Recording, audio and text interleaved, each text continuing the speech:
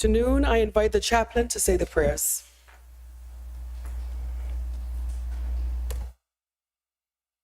Good afternoon to everyone. Let us pray. Almighty God, we gather before you this day with grateful hearts, acknowledging your sovereignty over our nation and the privilege to serve. You have entrusted us as we convene in this honorable house to deliberate the budget, the affairs of the people of this country. We seek your divine guidance and wisdom. Grant, I pray, clarity of thought and unity of purpose in this house and the spirit of humanity as this government make decisions that will shape the destiny of our citizens. We pray, Lord, that you will help them to be faithful stewards of the resources placed in their care. That the budget may reflect justice, equality, compassion for all. Father, we thank you that all listeners throughout this meeting will receive the heart of our Premier. We commit this session into your hands. We pray for continual guidance, covering, and strength for the government and for Anguilla on the whole. This we ask in the name of Jesus Christ, our Lord. Amen. Amen. Thank you, Chaplain. I invite you to take your seats.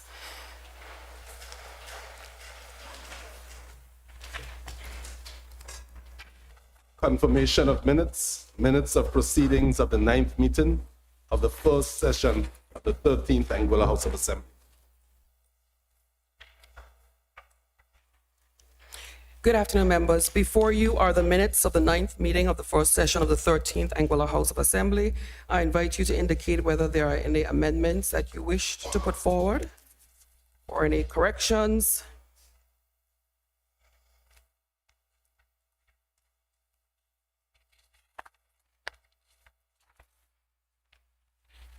Hearing no amendments, may I invite someone to rise to move a motion that the minutes be confirmed. Madam Speaker, I rise to confirm that the minutes be accepted as circulated. I'll second. Madam Speaker, I rise to second the same. Thank you, members. It has been moved and seconded that the minutes of the first meeting of the minutes of the 9th meeting of the first session of the 13th Anguilla House of Assembly be confirmed as circulated. Those in favor say aye. Those opposed say no. The ayes have it. The minutes have been confirmed. Oath of allegiance to new members, none. Announcements by the direction of the Speaker. By way of announcements, I first wish to welcome the members that are present, welcome those that are in the gallery. Permit me just to do a general welcome rather than single out everyone.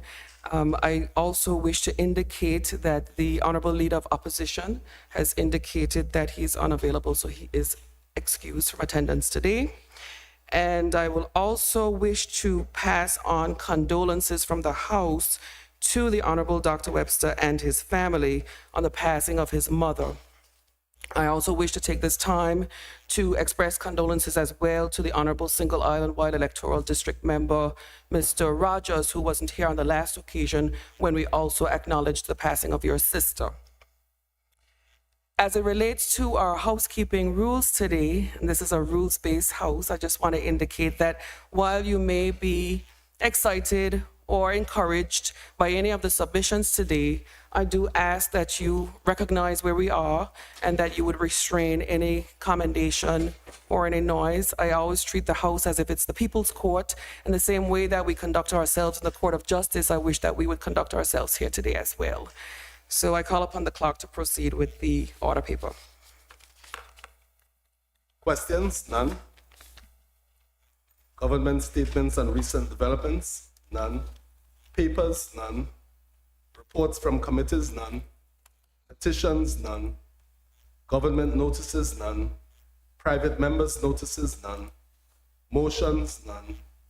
Personal explanations? None. Other business, government business? A bill for Festivals Development Commission Act 2025, first reading. I invite the honorable member for Valley North.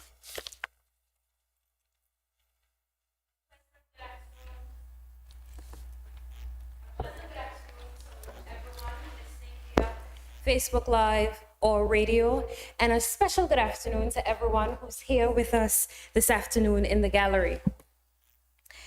Madam Speaker, I beg leave to move that a bill shortly entitled A Festivals Development Commission Act 2025 be read a first time and tabled. Is there a seconder? Madam Speaker, I rise to second. Thank you, honorable members. It has been moved and seconded that a bill shortly entitled Festivals Development Commission Act 2025 be read a first time and tabled. Those in favor say aye. Those opposed say no. The ayes have it. Order that the bill be read a first time and tabled. An act to provide for the establishment of a body corporate to develop, promote, manage, and regulate festivals, and to provide for connected and incidental matters.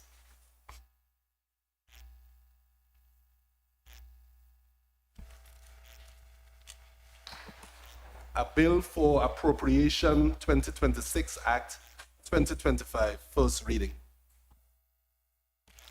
The chair recognizes the honorable member for Sandy Hill. Thank you. Good afternoon to you, Madam Speaker, to the honorable members of this House, and to those persons who have joined us in the gallery and who are listening and watching via social media and radio.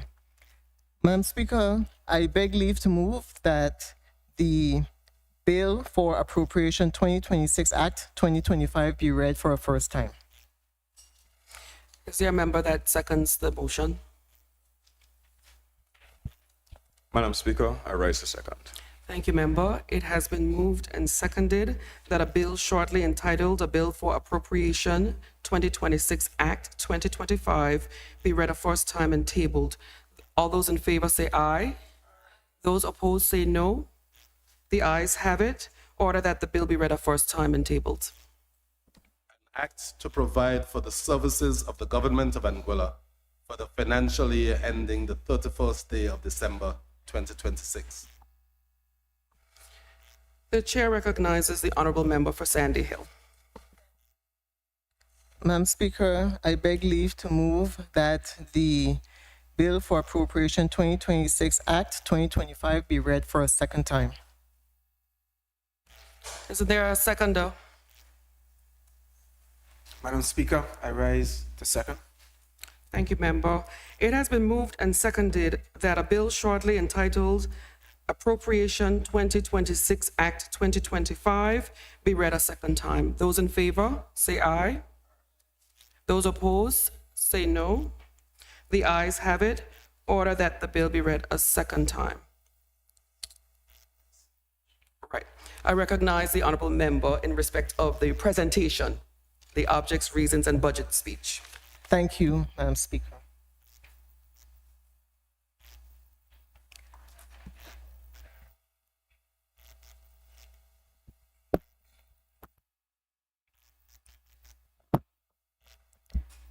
Madam Speaker, honorable members of the House of Assembly, distinguished guests, and my fellow Anguillians, it is with deep humility and an abiding sense of purpose that I rise today to present my first budget address as Premier and Minister of Finance.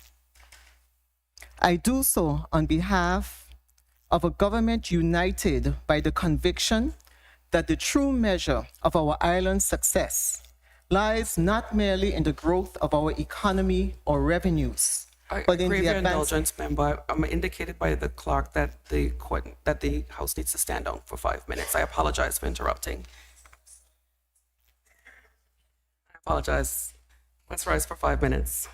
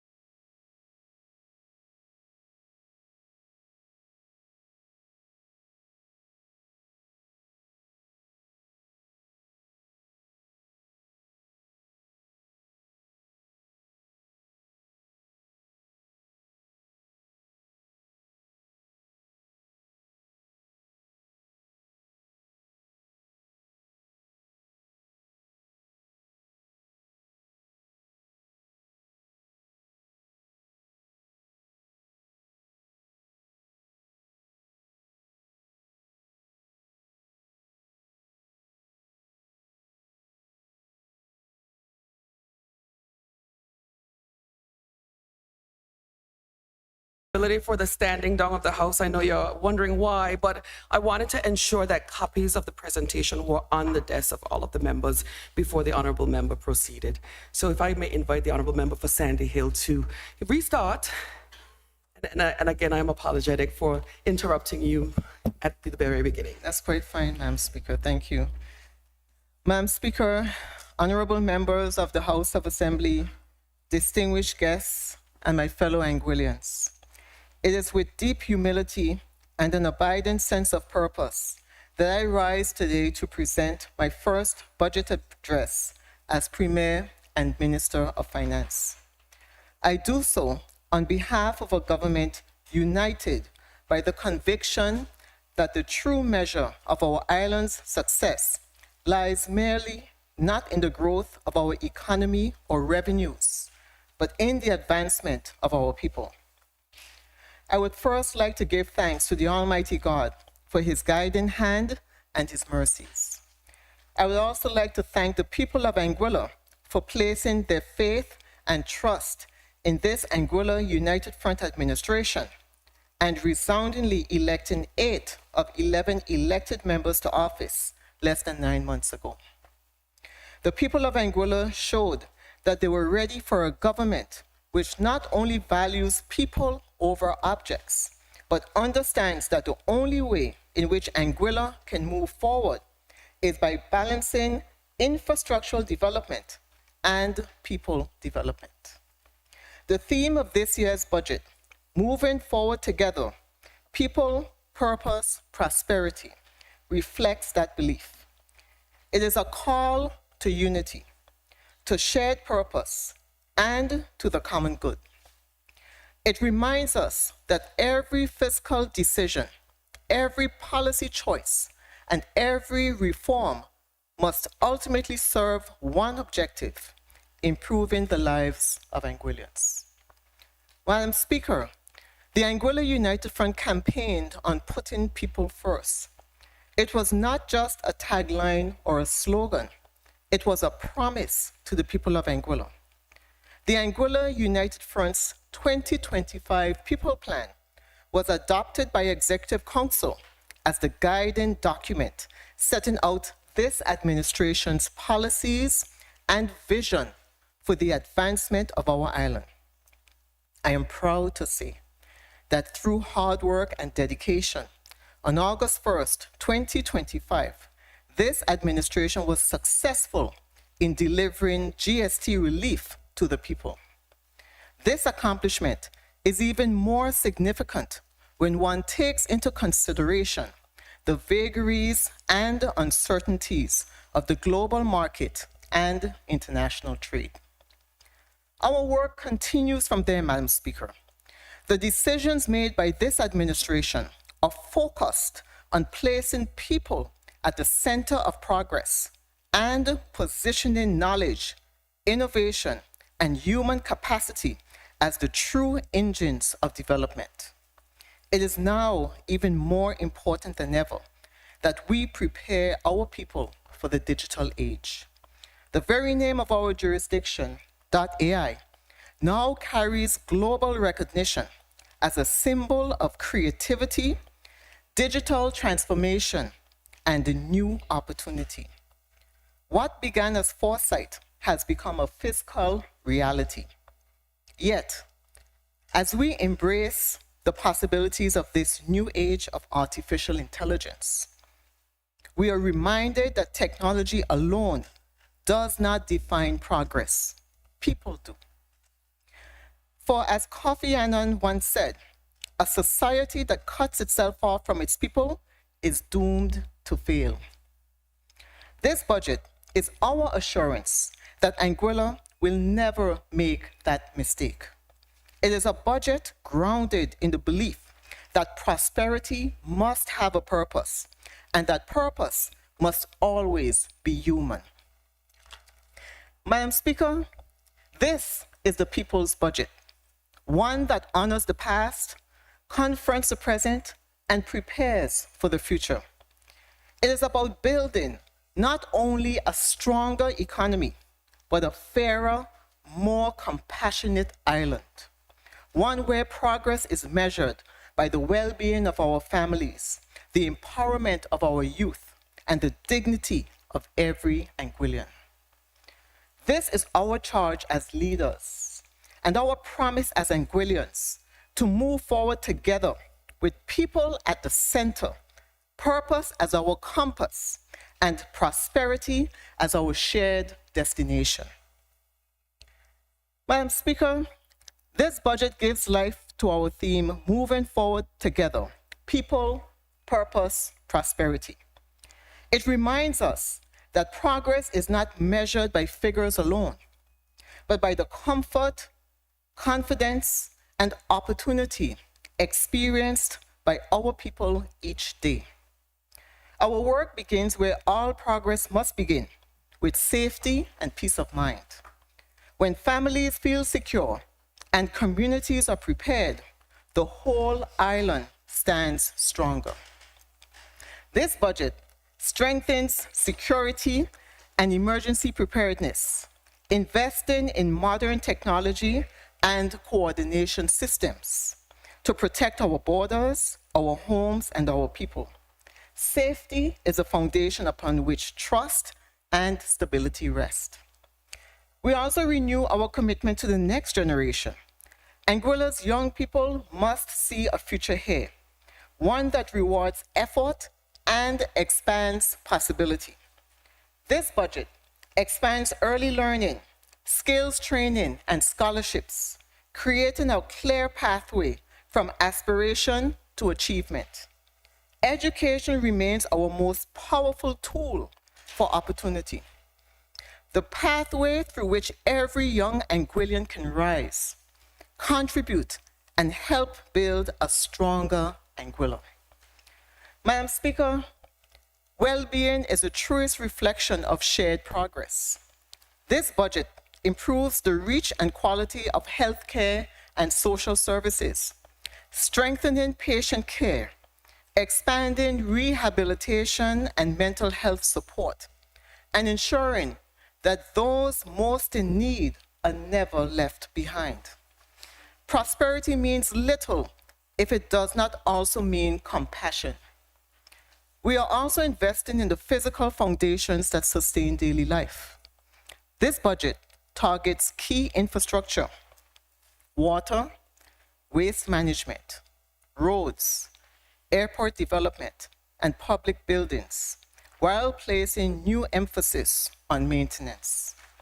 Good governance is not only about building, but also preserving, not only about expansion, but about care. Finally, Madam Speaker, this budget continues the work of transformation, positioning our Anguillan jurisdiction for a new era of digital and economic opportunity. The growing prominence of .ai has placed our island on the global stage, and we are determined that this advantage delivers real and lasting benefits for our people. Across every priority runs a single truth: the strength of Anguilla lies in its people. Each investment made through this budget is designed to strengthen their security, expand their knowledge, uphold their dignity, and create genuine opportunities. This is how we move forward together, with people at the center and prosperity as a shared promise. This is how we put people first. Madam Speaker, I continue with the review of the Anguillan economy for 2025. As the AUF administration takes its place, firmly committed to moving forward together, people, purpose, prosperity, we begin with a clear and comprehensive look at the economic landscape.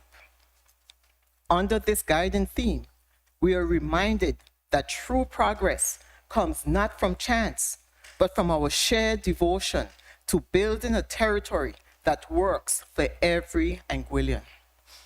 We therefore remain resolute in placing our people at the heart of every decision, driven by a clear purpose and steering Anguilla towards shared prosperity. The year 2025 saw Anguilla's real economy navigate a period of moderate adjustment and continued growth within a dynamic global environment. Global headwinds persisted as geopolitical tensions, slower global trade, and volatile energy prices all weighed on small island developing states like ours. Yet stability was aided by the easing of global monetary policy after a sustained period of tightening.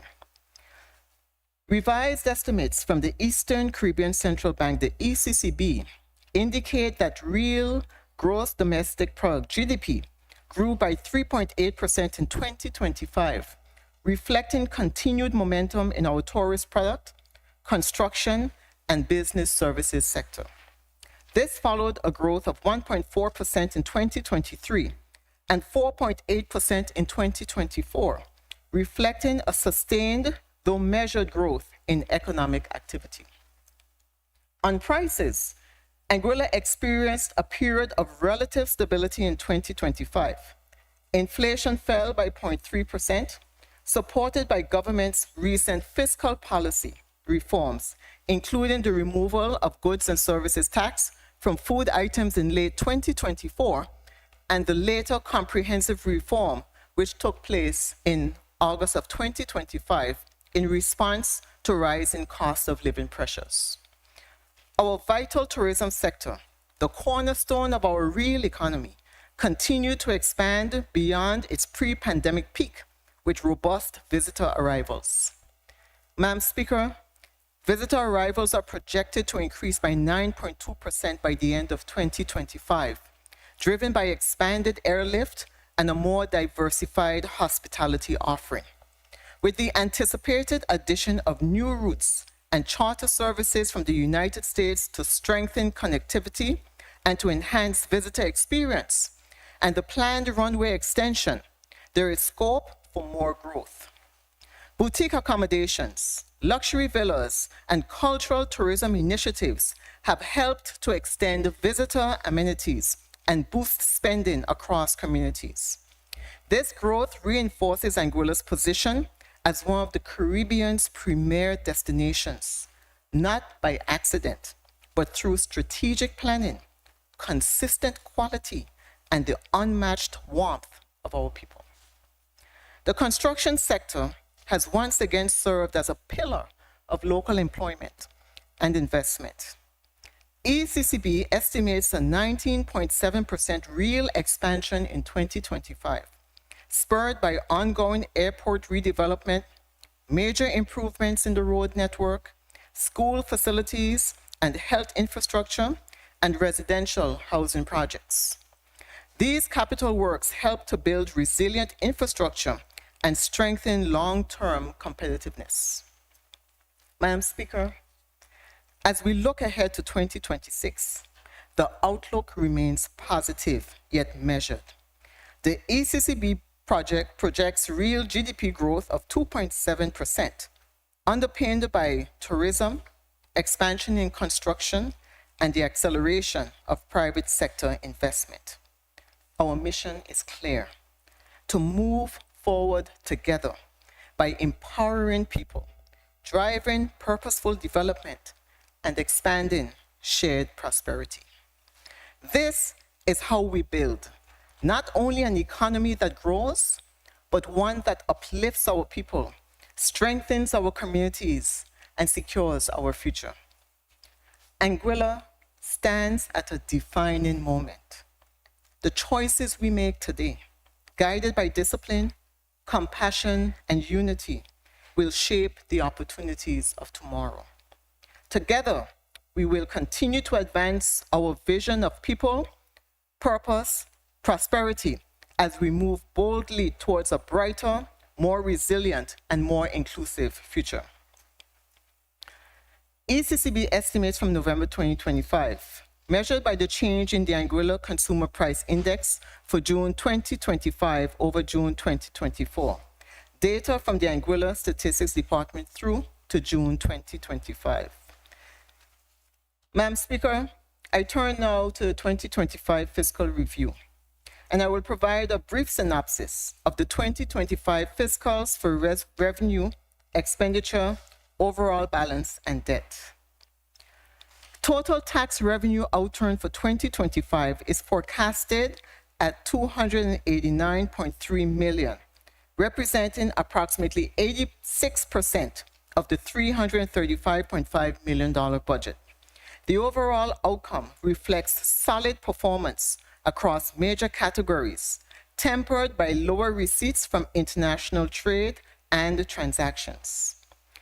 Taxes on goods and services remain the dominant contributor to total revenue, with a budget of $226.7 million and an estimated outturn of $198.37 million by year end. Although post-GST reform collections have impacted the revenue for this line item, the steady performance continues to reflect consistent compliance among registered businesses and ongoing efficiency in the administration of taxes. Taxes on payroll, primarily the Universal Social Levy USL, continues to be a reliable and stable source of revenue, with collections of EC 18.84 million as of 30th September and a forecast of 23.86 million compared to the budget of 26.51 million. This outcome indicates sustained employment levels and compliance with statutory obligations. Taxes on property performed marginally above the prior year's pace, achieving 7.93 million to September and are projected to close the year at 8.2 million relative to the budget estimate of 7.54 million. This improvement reflects ongoing improvements in compliance. Taxes on international trade and transactions recorded 40.48 million to the end of September. Madam Speaker, revenues from international trade and transactions are forecast at 53.1 million compared to a budget of 67.6 million. This outcome reflects some moderation in import activity during the year. The ministry continues to review the underlying trends in trade volumes and customs collections to review broader changes in import patterns. Finally, taxes on income, profits, and capital gains remain modest but stable, with collections of 5.76 million and a similar forecast for year-end relative to the budget of 7.24 million. Madam Speaker, the overall trend reflected in this chart confirms that tax revenue remains robust, underpinned by a broad and compliant tax base. The stability of collections across categories demonstrates confidence in the economy and continued progress in revenue administration reforms. Non-tax revenue has recorded another year of exceptional growth, with an end-of-year forecast at 271.1 million compared to the original budget of 190.3 million. This represents an overall increase of more than 40% above budget expectations, demonstrating the effectiveness of ongoing efforts to strengthen collection and broaden the government's revenue base. The main driver of this performance has been sales of goods and services, which account for the largest share of non-tax inflows. Collections in this category reached 199.37 million by September and are forecast to close the year at 260.52 million, well above the budgeted 184.81 million. Notably, this line item includes the subcategory for .ai domain collections, which have contributed meaningfully to this robust outturn. Property income also performed above expectations, with year-to-date receipts of 8.09 million and a projected outturn of 8.93 million, exceeding the budgeted 3.36 million.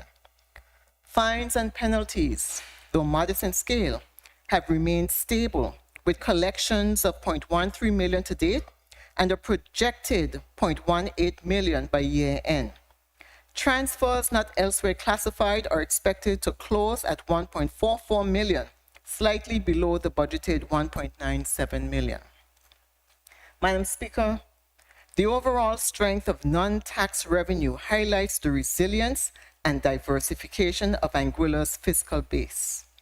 This performance is a testament to prudent fiscal management, improved administrative efficiency, and a deliberate strategy to reduce reliance on traditional tax sources while ensuring that government services continue to generate fair and sustainable returns. Recurrent expenditure for 2025 was budgeted at 355.44 million. Actual expenditure as of September 30, 2025 is estimated at 216.33 million, with a projected outturn of approximately 336.31 million by year end, approximately 5.35% below budget. Expenditure has been prudently managed across major categories. Personal emoluments, the largest component, accounted for 94.5 million at the end of September, with an expected outturn of 145.6 million at year end. Goods and services stood at 70.2 million, with an expected outturn of 132.9 million at year end. Other key expenditure lines as at September 2025 included interest payments of 9.3 million and retirement benefits totaling 11.2 million, and current transfers totaling 31.1 million, all expecting year-end outturns of 13.2 million, 15.2 million, and 48.5 million, respectively. I now turn to capital revenue. And Madam Speaker, capital grants during 2025 are projected to total 3.6 million, representing 406% of the 2025 budget estimate. This decline relative to prior years reflects the natural winding down of the Anguilla Economic Recovery Program with the UK government, which provided significant support to the airport development project and final disbursements from the EU's regional EDF 11 Resembid program. Receipts of note include 1.9 million received from the UK government in support of the airport project and 1.4 million from the European Union, which financed the aquaponics, sustainable energy, and education management information systems initiatives.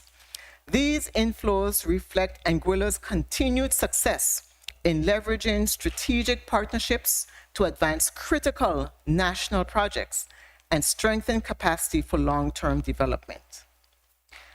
Capital expenditure outturn for 2025 is projected at 130 million, representing 68% of the $191 million budgeted and a 39% increase over expenditure in 2024. The result is a capital account deficit of approximately 126.4 million. Madam Speaker, the capital budget for 2025 was significant. EC $191 million. Upon taking office, we made a conscious decision to pause, reassess, and realign investment priorities. In considering the capital investment portfolio, we took critical decisions to continue, to accelerate, or to pivot. We had a renewed sense of direction and resolve to ensure that every dollar invested and every project advanced was tied to outcomes that matter most for our people, our communities, and our shared prosperity. In the area of enhanced public safety, our schools have seen the installation of intercom and emergency alert systems and the completion of perimeter fencing and gated access, providing an additional layer of safekeeping. Advancement of the RAPF K9 program to expand patrol and detection services and the radio upgrade program is aimed at enhancing real-time communication across our law enforcement and correctional services. Contracting for the island-wide CCTV network and commissioning the offender electronic monitoring system were major milestones in the upgrade of national security infrastructure and supervision in our communities, all of which improve our security capabilities and emergency responses to keep us all safe. The completion of the development of the Vivian Vanterpool Primary School and the long-awaited start of the technical block at the Albina Lake Hodge Comprehensive School are significant additions to the education infrastructure. This is in line with our goals for education and skills development, improving access to technology, and providing a foundation for national accreditation and career-ready skills ensures that our youth are equipped to find jobs and meet our island's needs. And if they so desire, to access further education or employment opportunities outside of Anguilla. Madam Speaker, we have achieved unprecedented levels of investment in health services development, addressing both health infrastructure and equipment to improve patient care. Critical repairs to the Princess Alexandra Hospital and community health centers have been completed, alongside equipment upgrades to the operating theater, the NICU, and other critical care units, dialysis machines, ventilators, and an endoscopic tower, to name but a few. And this, Madam Speaker, is only the tip of the iceberg. Again, Madam Speaker, we are investing in lives, in dignity, and in the quality of care that our people deserve. 2025 has been a year of laying the groundwork for major projects that will define Anguilla's development for the next decade. We are advancing land acquisition and high-level design work to prepare for major construction developments, ensuring that they are fit for purpose and responsive to community needs. Maintenance and renovation work on government buildings alongside energy-efficient installations and acquisitions will ultimately reduce operational costs and prevent deterioration that will ultimately cost much more to repair. Madam Speaker, we continue to intensify support to the agriculture and fisheries sectors, driving local food security and safeguarding livelihoods. The rollout of the aquaponics system and the ongoing provision of shade houses, water tanks, and poultry inputs strengthened our local production capacity and brings us closer to the goal of reduced dependence on food imports. Also worthy of mention is that Anguilla has now accessed the Caribbean Ocean and Aquaculture Sustainability Facility Coast, offered by the Caribbean Catastrophic Risk Insurance Facility, CRIF. This parametric insurance mechanism is groundbreaking for our fisheries sector. It will enable government to provide protection and support to fisherfolk in the aftermath of disasters.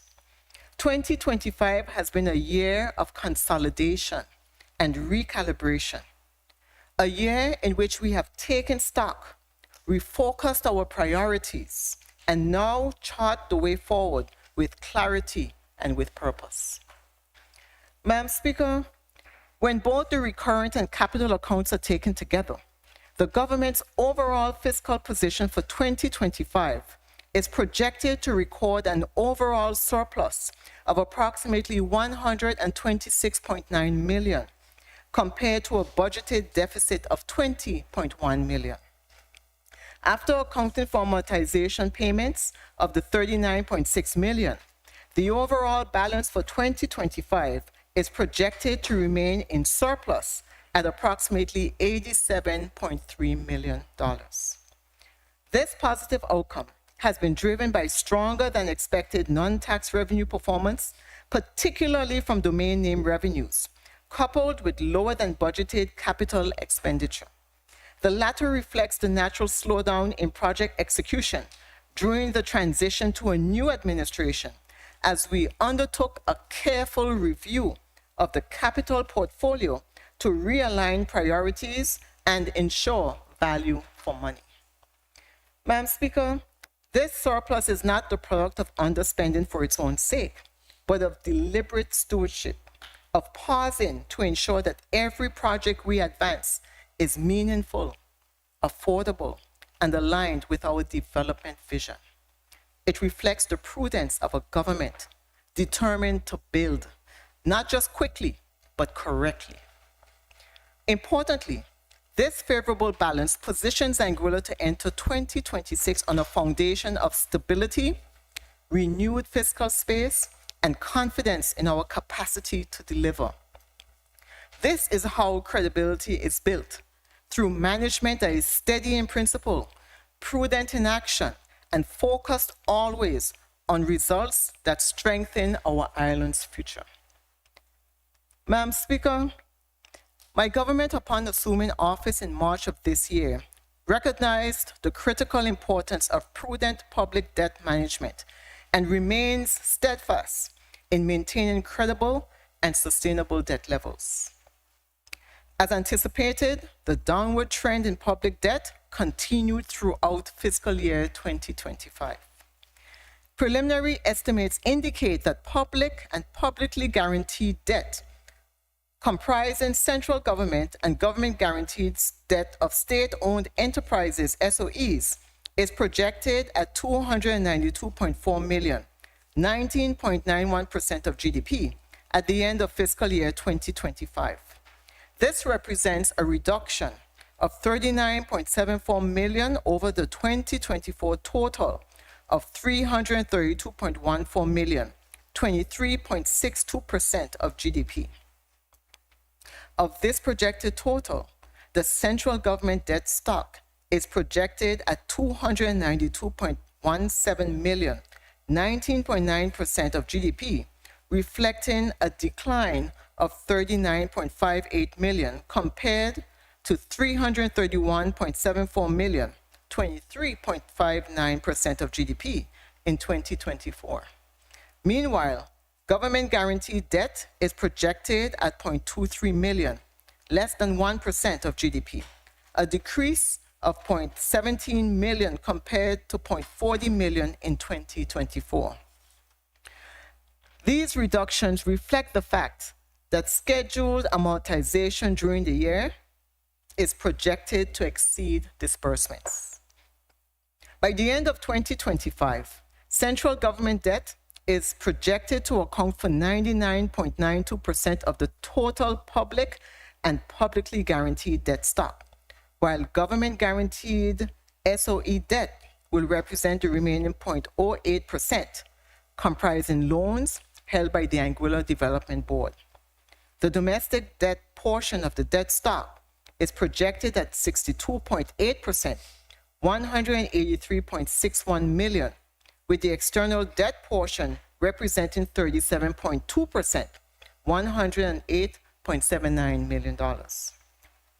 Madam Speaker, during fiscal year 2025, no new debt was contracted and no disbursements were made on existing loans. Furthermore, my government has no plans for additional borrowing over the medium term. In line with recent patterns, the government did not utilize its existing lines of credit under the ECCB Cash Advance Facility or the overdraft facility with the National Commercial Bank of Anguilla, NCBA Limited, during the fiscal year. The government does not anticipate utilizing these existing short-term lines of credit over the medium term. Also, no new debt was contracted, nor any disbursements associated with the government-guaranteed SOE debt. Madam Speaker, at the cost of servicing central government debt is projected, the cost of servicing central government debt is projected to decline from $51.68 million in 2025, amortization $39.63 million, interest $12.05 million, to $50.4 million in 2026, amortization $39.44 million, and interest $10.96 million. This represents a decrease of 2.48%, $1.28 million, due to the continued reduction in the debt stock and reduction in debt servicing costs associated with lower variable interest rates on external debt, which currently stand at 5% compared to 5.6% at the end of 2024. My government remains committed to managing these costs prudently to ensure continued fiscal sustainability. Madam Speaker, under the Framework for Fiscal Sustainability and Development, FFSD, the government of Anguilla must maintain debt levels within 3 stipulated borrowing limits. The net debt to revenue ratio must not exceed 80% of recurrent revenue. The debt service to revenue ratio must not exceed 10% of recurrent revenue. Liquid assets must be sufficient to cover at least 90 days or 25% of recurrent expenditure.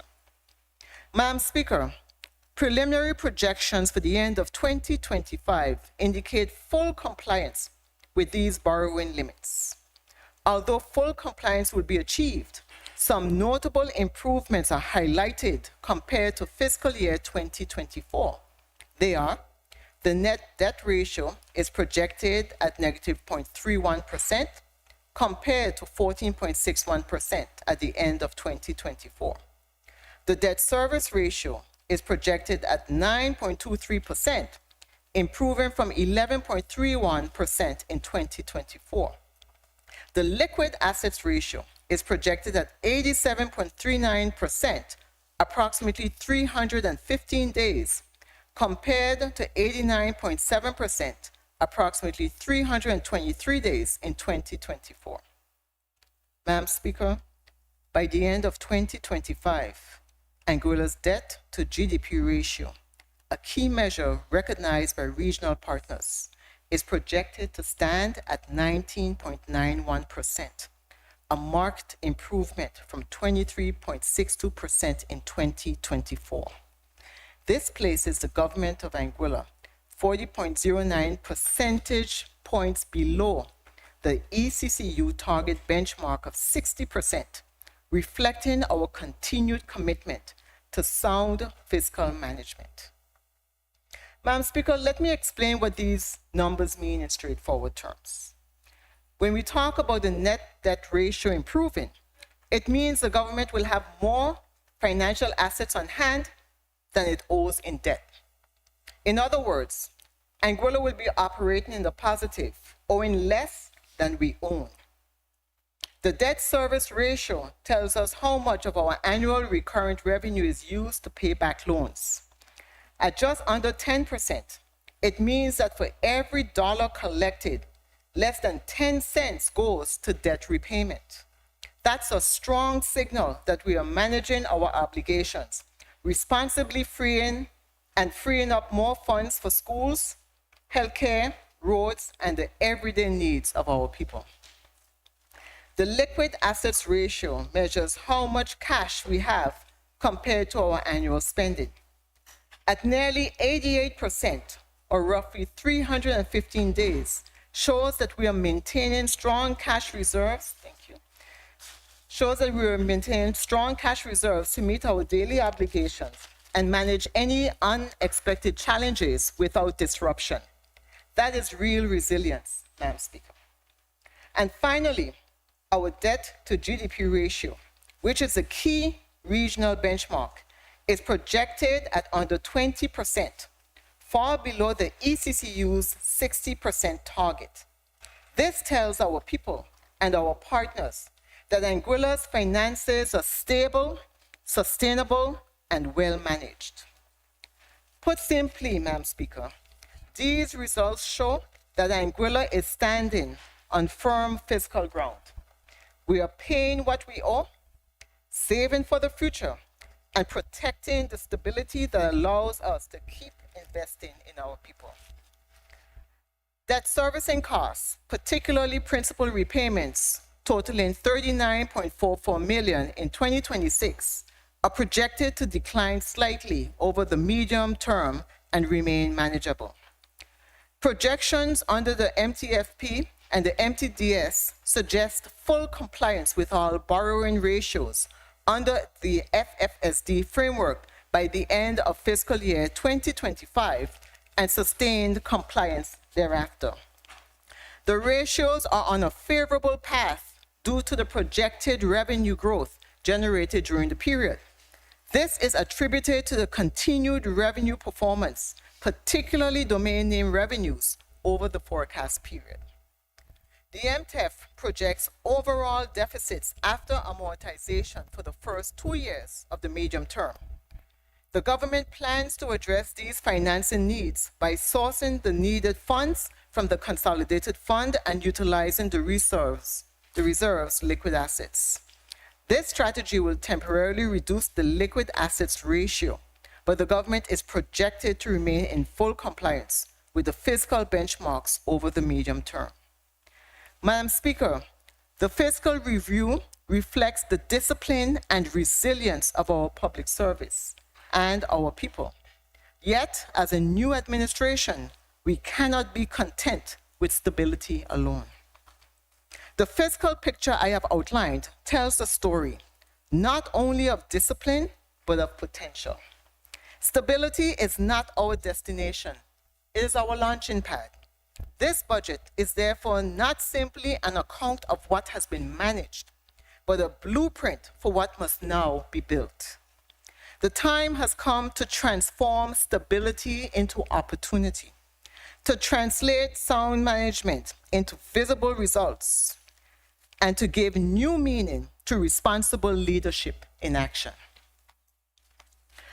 Madam Speaker, there is no greater duty of any government than to keep its people safe in their homes, secure at their borders, and confident in the strength of the institutions that guard their freedom.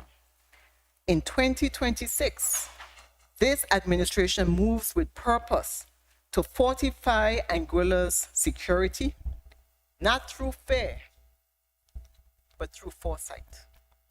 We are modernizing the way we protect our island, investing in technology, people, and systems that give Anguillians confidence in their tomorrow. Our borders are being reimagined for the future. We will roll out a state-of-the-art border management system, bringing electronic travel authorization and risk management tools that make our ports safer, smarter, and more efficient. Key immigration services will move online so that travelers and residents alike experience speed, transparency, and professionalism. Behind these systems are our people, trained, competent, and focused on service. We are building a border management model that is secure, digital, and deeply people-centered. But security is not only about technology. It is about the people who wear the uniform and bear the weight of public trust. The overall allocation for the Royal Anguilla Police Force will rise from 16.49 million in 2025 to 20.54 million in 2026, an increase of nearly 25%. This significant investment demonstrates the government's unwavering commitment to strengthening national security through people, professionalism, and preparedness. Our Royal Anguilla Police Force will continue to grow with a renewed emphasis on local recruitment and training. We are advancing programs in partnership with the UK government to ensure that young Anguillians can now access professional policing instruction right here at home, building both capacity and confidence in the next generation of officers. We are not just training police, we are shaping role models, community leaders, and guardians of public trust. This expanded budget will support new positions, both in police officers as well as the emergency response team and enhanced training.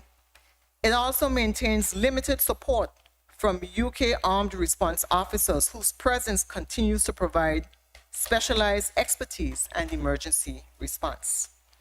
But Madam Speaker, while we value this partnership, our direction is clear. The intention of this administration is to transition toward full self-reliance, strengthening the force from within so that external assistance becomes a bridge, not a dependency. Through knowledge, transfer, leadership development, and steady recruitment, we are preparing our officers to assume full responsibility for the security of this island. This is a path of confidence and nationhood, investing in our people, empowering our institutions, and ensuring that the guardians of Anguilla's peace and order are proudly and capably Anguillan. New radar and surveillance systems will strengthen the monitoring of our coastline and territorial waters, guarding our borders, and preserving the peace and safety our communities depend on. The Joint Emergency Services Call Center will expand its reach, integrating probation monitoring, coastal surveillance, and island-wide CCTV coverage. These are not just upgrades in equipment. They are upgrades in how we protect our people through smart systems that work together in real time for the safety of all. At Her Majesty's Prison, rehabilitation will remain our focus. In 2026, the newly completed prison workshop will open its doors to vocational and trade training programs, giving inmates a second chance to gain skills that help them rebuild their lives and contribute positively to society. When we invest in rehabilitation, we invest in safer neighborhoods and a safer Anguilla. Madam Speaker, justice is a foundation of good governance. The new legal assistance policy will ensure that no person is denied their constitutional right to a fair trial simply because they cannot afford representation. Under this policy, most individuals appearing before the High Court will have access to legal counsel. This is fairness in action, justice that serves everyone equally. The Attorney General's chambers will also be strengthened, with 4 new legal positions dedicated to improving the prosecution of criminal matters. These investments mean that cases will move faster, justice will be more accessible, and public confidence in the system will continue to grow. Beyond law and order, Madam Speaker, national security means readiness. Following Anguilla's redesignation as tsunami ready and the successful completion of our new comprehensive disaster management strategy, we have reaffirmed our position as one of the most resilient small island jurisdictions in the region. This is a tremendous achievement and one we intend to build on. In 2026, we will continue to strengthen disaster preparedness and enhance our early warning systems, because true security is not just about defense, it's about resilience, the capacity of our people, our institutions, and our island to adapt, recover, and rise stronger after every test. Madam Speaker, security is not a slogan. It is the steady work of leadership, of investing wisely, planning, and building institutions that last. In every sense, we are moving from reaction to readiness, from dependence to discipline. Anguilla's safety will not rest on chance or charity, but on the strength of our own people and the systems we continue to build.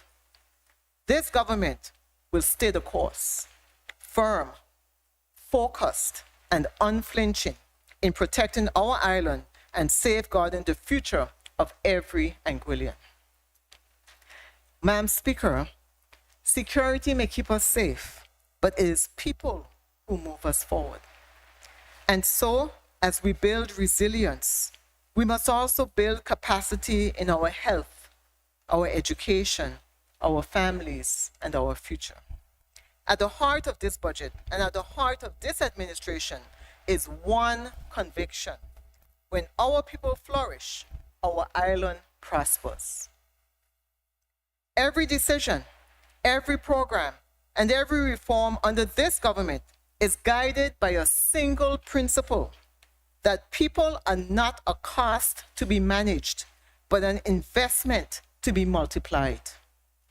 In 2026, our focus remains clear: to build a stronger, healthier, more compassionate Anguilla, where education, wellness, and opportunity are the pillars of shared progress. Madam Speaker, true prosperity begins with good health. And through the Ministry of Health via the National Strategic Plan for Health 2025 to 2030, we are transforming how care is delivered, making it more modern, accessible, and people-centered. This year, we will expand the number of nurses, paramedics, and emergency responders while strengthening leadership across the system through new coordination and management roles. Investments of more than $13 million in 2026 will upgrade the MRI suite, ambulance bay, operating theater, laundry, and psychiatric ward, supported by new ambulances, upgraded digital systems, and improved medical waste management. And we are also expanding compassion. The Junior Shield Medical Program launched this year now provides free care for all children under 6, and the Medical Shield Program will be broadened this year to include dialysis patients, extending relief to persons in need of life-saving treatment who reside in Anguilla. Our nurses, the backbone of our healthcare system, are being re-empowered. The appointment of a chief nursing officer, the intended creation of a nursing council, and the introduction of the nursing cadet program will restore pride and professionalism to a calling that sits at the very heart of public service. Madam Speaker, this is how we move from treatment to transformation, building a health system that heals, uplifts, and ensures that every Anguillan can live with dignity and hope. But health is more than hospitals.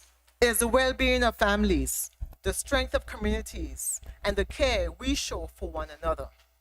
Through programs like Potential Unlocked and Social Upskilling, the Ministry of Social Development is reaching young people at risk, pairing mentorship and skills training with wraparound social support that turns vulnerability into opportunity.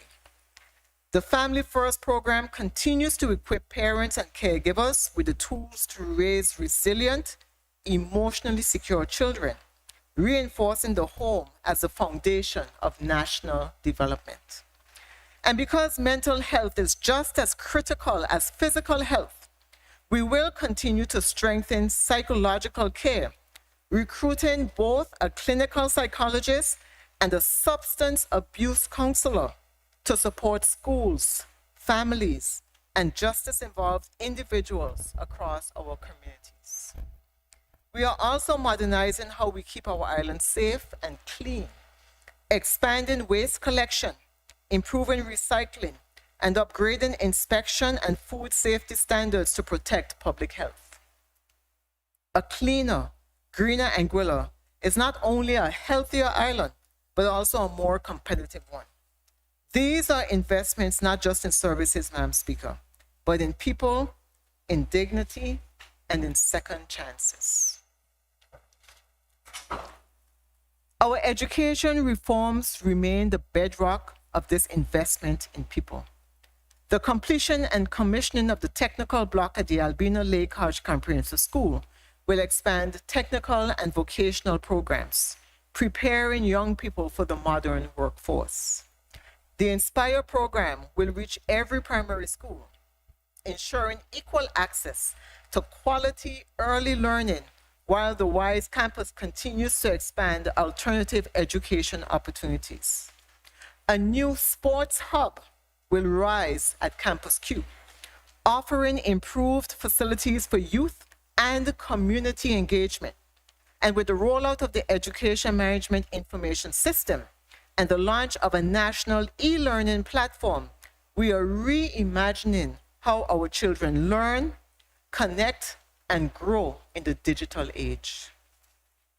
Madam Speaker, we are also ensuring that no child goes hungry. The school meals program will continue to provide nutritious meals in every public primary school and will now extend to the Valley Primary School, supported by a new modern kitchen facility.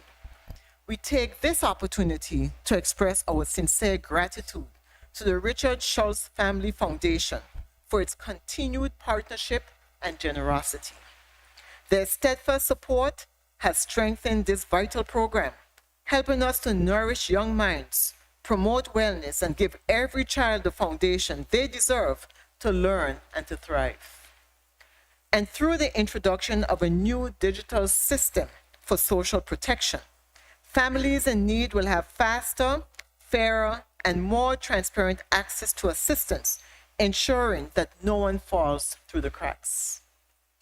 Madam Speaker, every community deserves a pathway to dignity. Construction will continue this year on the Zenaida Haven Juvenile Rehabilitation Center, a modern facility that will provide comprehensive psychosocial and rehabilitative care for youth. We will also introduce electronic monitoring technology to strengthen rehabilitation and reduce recidivism, helping individuals reintegrate safely and productively into society. This is what compassion looks like in practice. Justice with mercy, structure with support, and opportunity with accountability. Madam Speaker, from our hospitals to our classrooms, from our clinics to our kitchens, this budget invests in what truly builds a territory, its people. We are strengthening families, empowering youth, expanding access to care, and protecting those who need us most. This is not charity, it is strategy. Because when our people rise, Anguilla rises with them. Madam Speaker, no jurisdiction is defined only by its buildings or its budgets. It is defined by the strength of its people, their spirit, their stories, and the pride that binds them together. That is why this government continues to invest in sports and culture, not as afterthoughts, but as engines of wellness, identity, and national pride. In 2026, we take another bold step forward, guided by the National Sports Policy towards a healthier, happier Anguilla. More than 1.5 million will be dedicated to the construction of a modern track and field facility, a world-class space where our athletes can train, compete, and dream right here at home. The Blowing Point basketball court will also be completed, creating another space for recreation, youth engagement, and community connection. And Madam Speaker, 2026 will mark a truly historic milestone, the formal recognition of boat racing as Anguilla's national sport. This long-cherished tradition is woven into the fabric of our identity, a symbol of unity, courage, and the indomitable spirit that defines our people. But our investment in sport is also about creating opportunity through partnerships with regional athletic bodies and educational institutions. We are expanding access to scholarships, coaching certification, and athletic exchanges. Public-private partnerships will also be explored to modernize sporting facilities and grow sports tourism, opening doors for our young people to showcase their skill and discipline beyond our shores.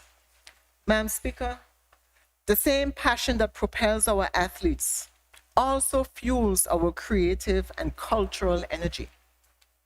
The arts, festivals, and heritage of this island are not just reflections of who we have been, but they are the blueprint of who we are becoming. Through the Festivals Development Commission, we are modernizing how our festivals are managed, promoted, and monetized, ensuring that creativity translates into opportunity.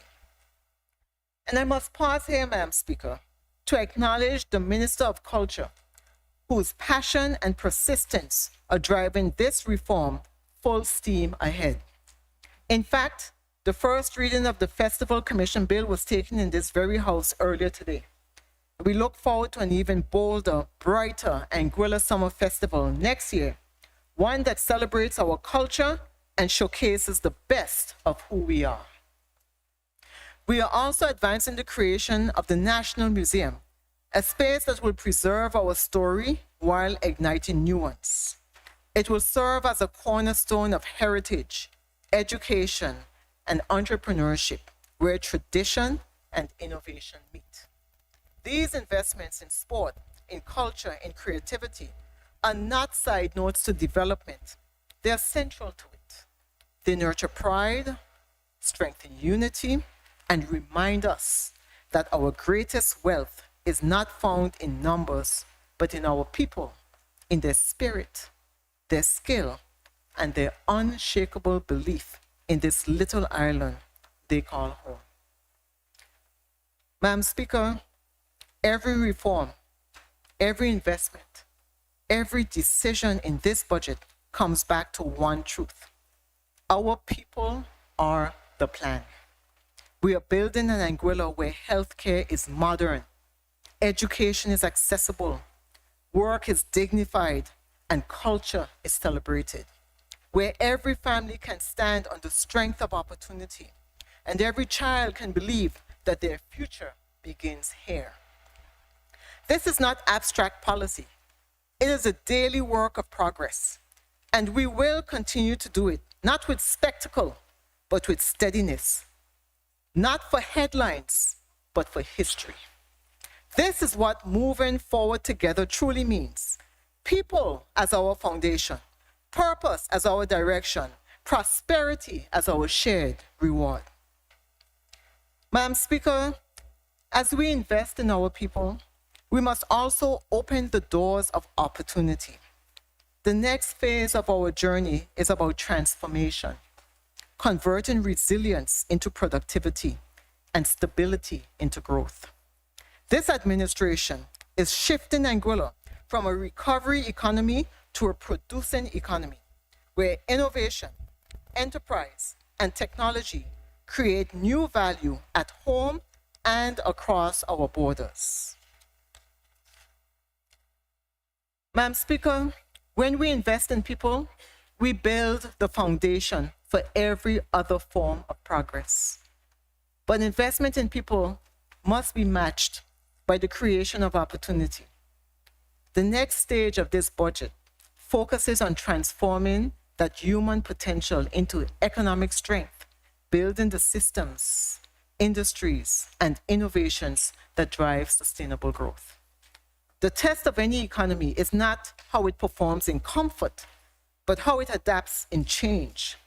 And this administration is determined to build an Anguilla that does not merely endure global shifts, but shapes its own direction through innovation, sound management, and the steady empowerment of its people. In 2026, our focus is clear: to strengthen the pillars that sustain growth: food, water, land, technology, and tourism, the foundation of a resilient and opportunity-driven Anguilla. At the heart of a self-reliant island lies the ability to feed its people. For too long, Anguilla's dependence on imports has left us vulnerable to supply disruptions and rising global prices. This budget changes that. In 2026, we will bolster food security by strategically investing in sustainable agriculture and modern food production systems. We are expanding our support for local farmers through advanced technologies like recirculating aquaponics and controlled environment agriculture. These innovations are not just buzzwords.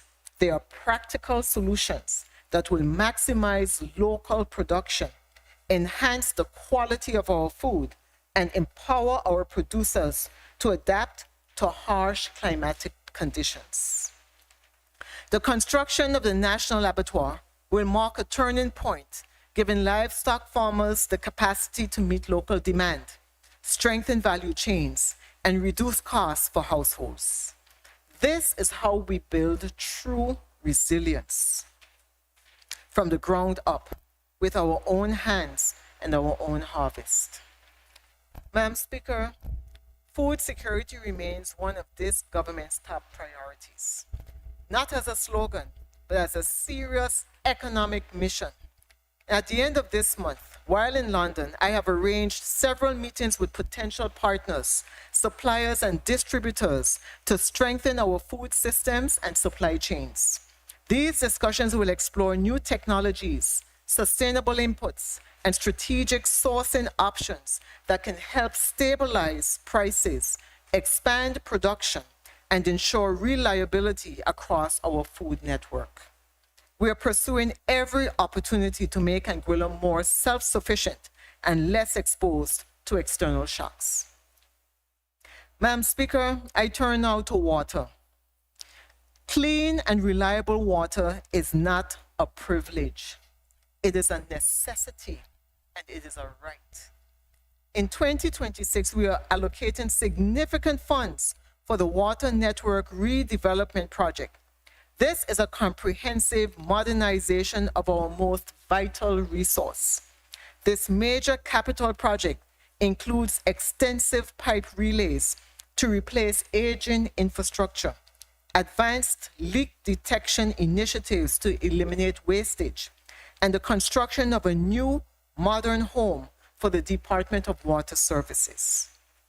Every drop matters, Madam Speaker.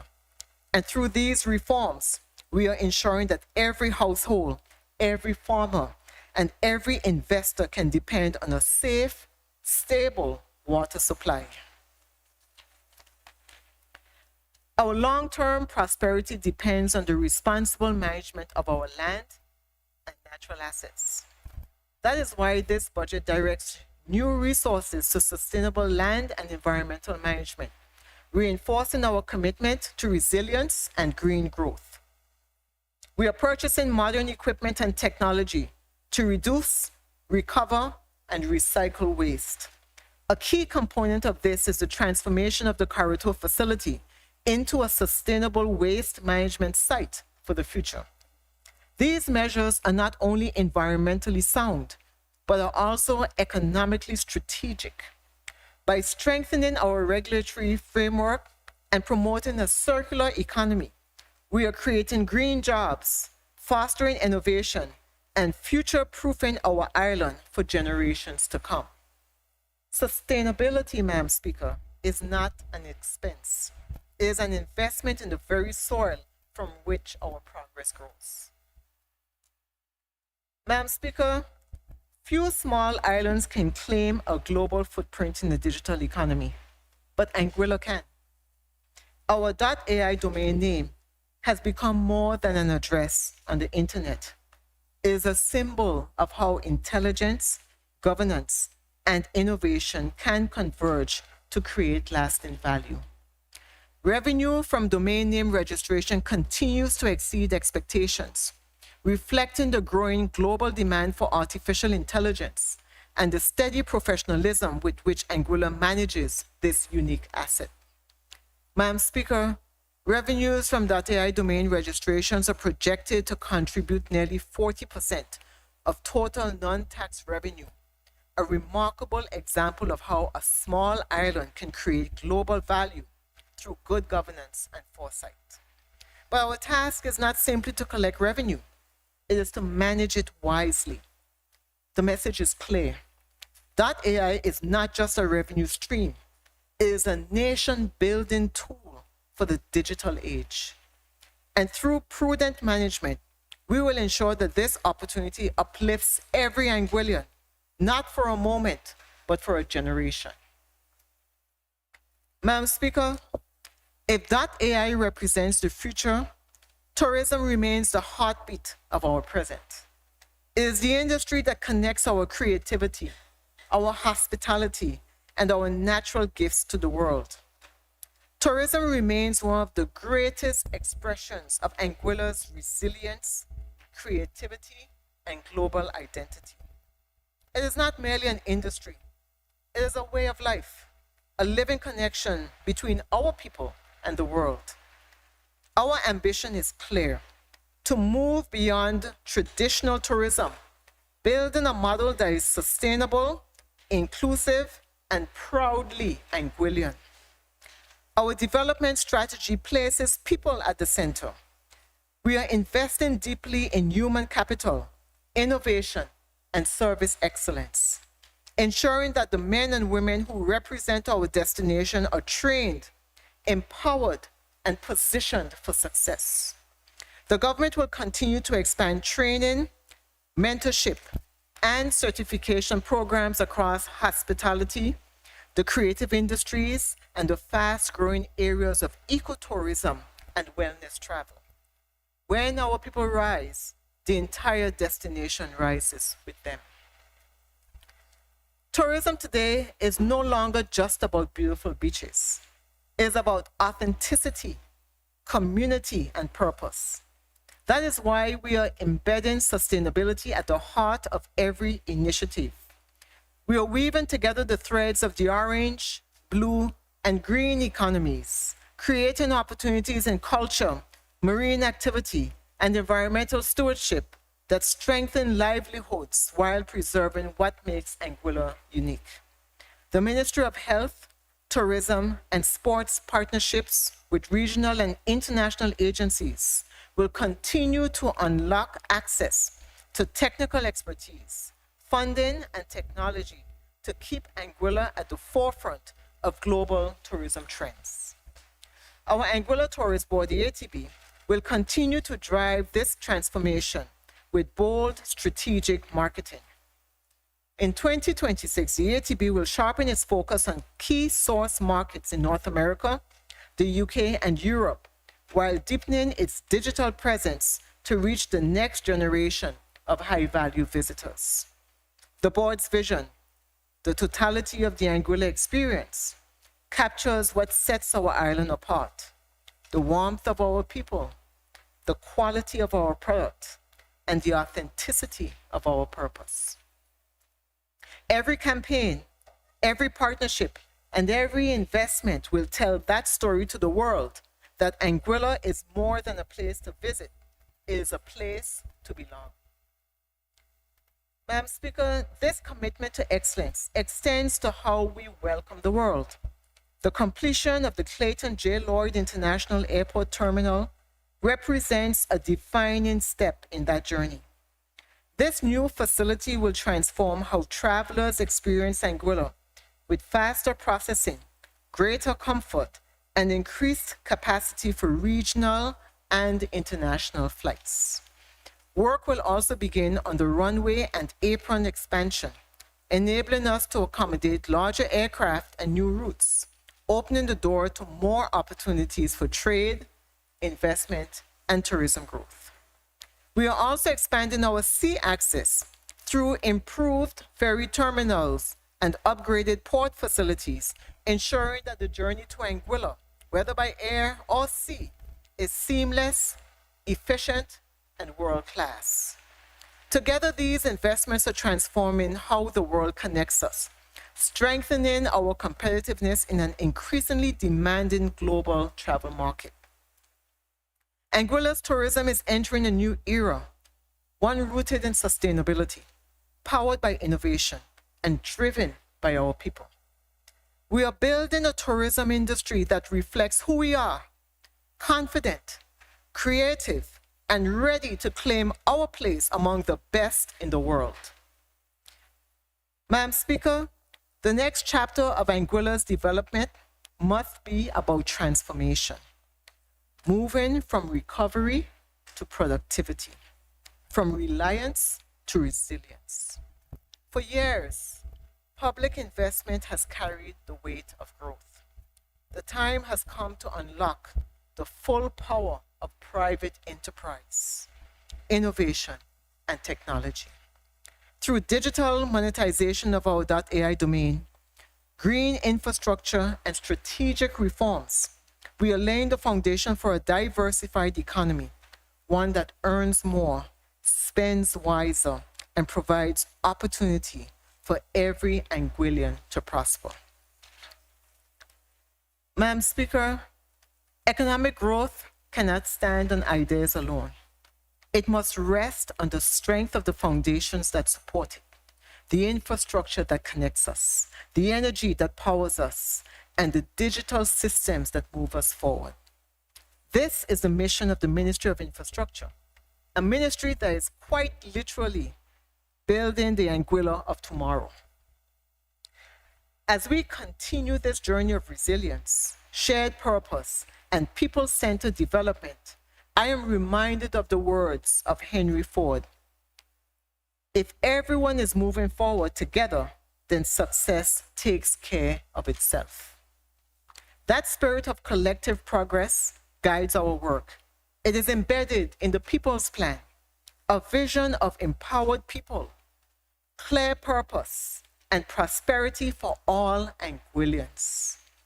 For Madam Speaker, the Anguillian dream must be supported by the infrastructure we build.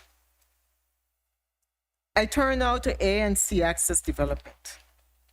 Airport redevelopment stands as a vital pillar in Anguilla's journey toward inclusive growth and transformation. In 2026, we will celebrate the completion of the expanded aircraft apron, an essential complement to the new terminal building. This new space will allow the simultaneous parking of multiple large aircraft, improve turnaround times, and increase operational efficiency. It is not just about infrastructure. It is a launch pad for opportunity. In tandem, the runway extension project will commence in 2026, a bold step that will expand our capacity and unlock new opportunities for international airlift. Already we are seeing the benefits of strategic route development with direct services to Boston, Newark, and Baltimore, connecting Anguilla to key metropolitan gateways. These investments affirm our shared purpose to make Anguilla more connected, more competitive, and more accessible to the world. As this work advances, we will also upgrade the Anguilla Fire and Rescue Service training facility to ensure that our officers remain certified to international standards and prepared to protect both residents and visitors. At the same time, we continue to move forward with the expansion of the Blowing Point Ferry Terminal, including the construction of an additional finger pier, new parking facilities, and improved traffic flow for taxis, rentals, and private vehicles. These upgrades will reduce congestion, enhance passenger safety, and modernize our operations, all shaped through community consultation. Work will also begin on upland developments at Road Bay Port, including new warehousing, yard paving, and port access roads to strengthen logistics, improve efficiency, and position Anguilla as a model for smart, sustainable port management in the region. I turn now to our road network.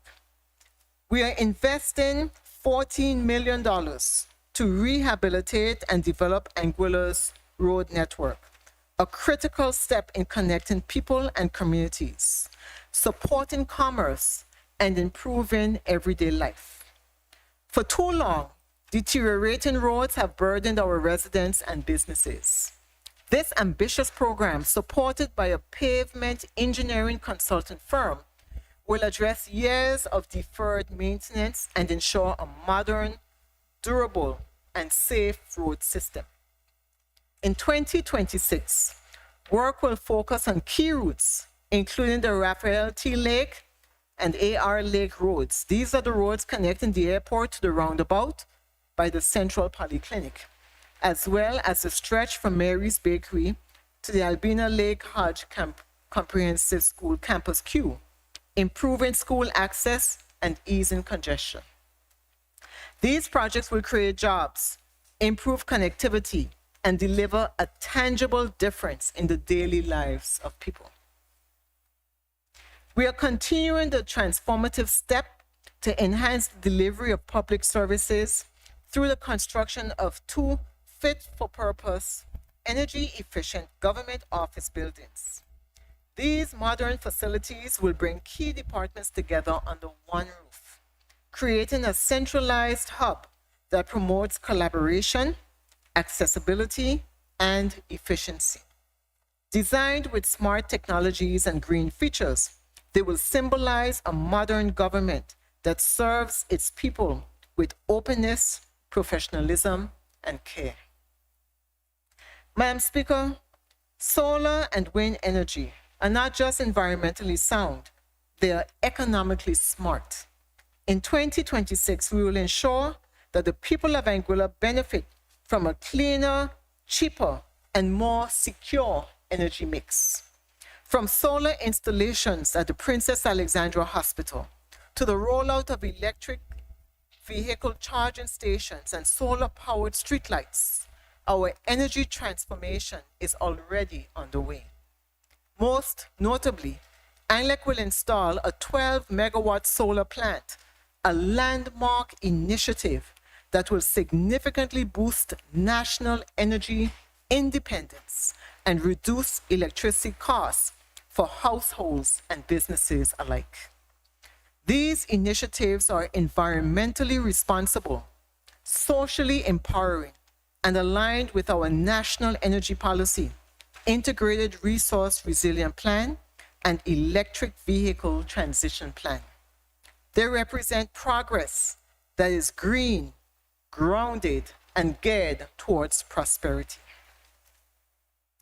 Madam Speaker, the future of government is digital. In 2026, we will accelerate the transformation of public services to make them faster, more transparent, and more responsive to our people. This includes major investments in ICT infrastructure, strengthening the government's data centers and cybersecurity systems, expanding network capacity, and deploying new e-government platforms. We are also developing low-code applications to improve departmental efficiency and integrating CCTV and access control systems that support national security. DITES will continue to build capacity across ministries through targeted digital training, ensuring that technology serves both the public officer and the public they serve. Madam Speaker, our ambition goes further. Working with the Public Utilities Commission, we will create a policy and a legislative framework to accelerate transformative technologies, from 5G and the Internet of Things to satellite connectivity. These investments will enhance reliability, expand access, and ensure that every Anguillian can participate fully in the digital economy. Even as we strengthen the physical foundations of progress, our roads, our ports, our energy and digital systems, we must also strengthen the institutional foundations that uphold good governance and public trust. Because no matter how impressive the infrastructure is, true development depends on the integrity, efficiency, and commitment of the people who serve within it. That is why this government remains firmly focused on building a modern, accountable, and people-centered public service, one that delivers results, honors the public's confidence, and stands as the backbone of democracy. Madam Speaker, at the heart of good governance is trust. The confidence of our people that their government manages public resources with fairness, discipline, and purpose. This year, the Ministry of Finance took bold steps to strengthen that trust. Through the launch of Anguilla's first ever Citizens Budget Survey, we invited our people to share what matters most. They told us clearly, security, education, youth, and health. And Madam Speaker, we listened. Those very priorities shape this budget. Transparency will remain our hallmark.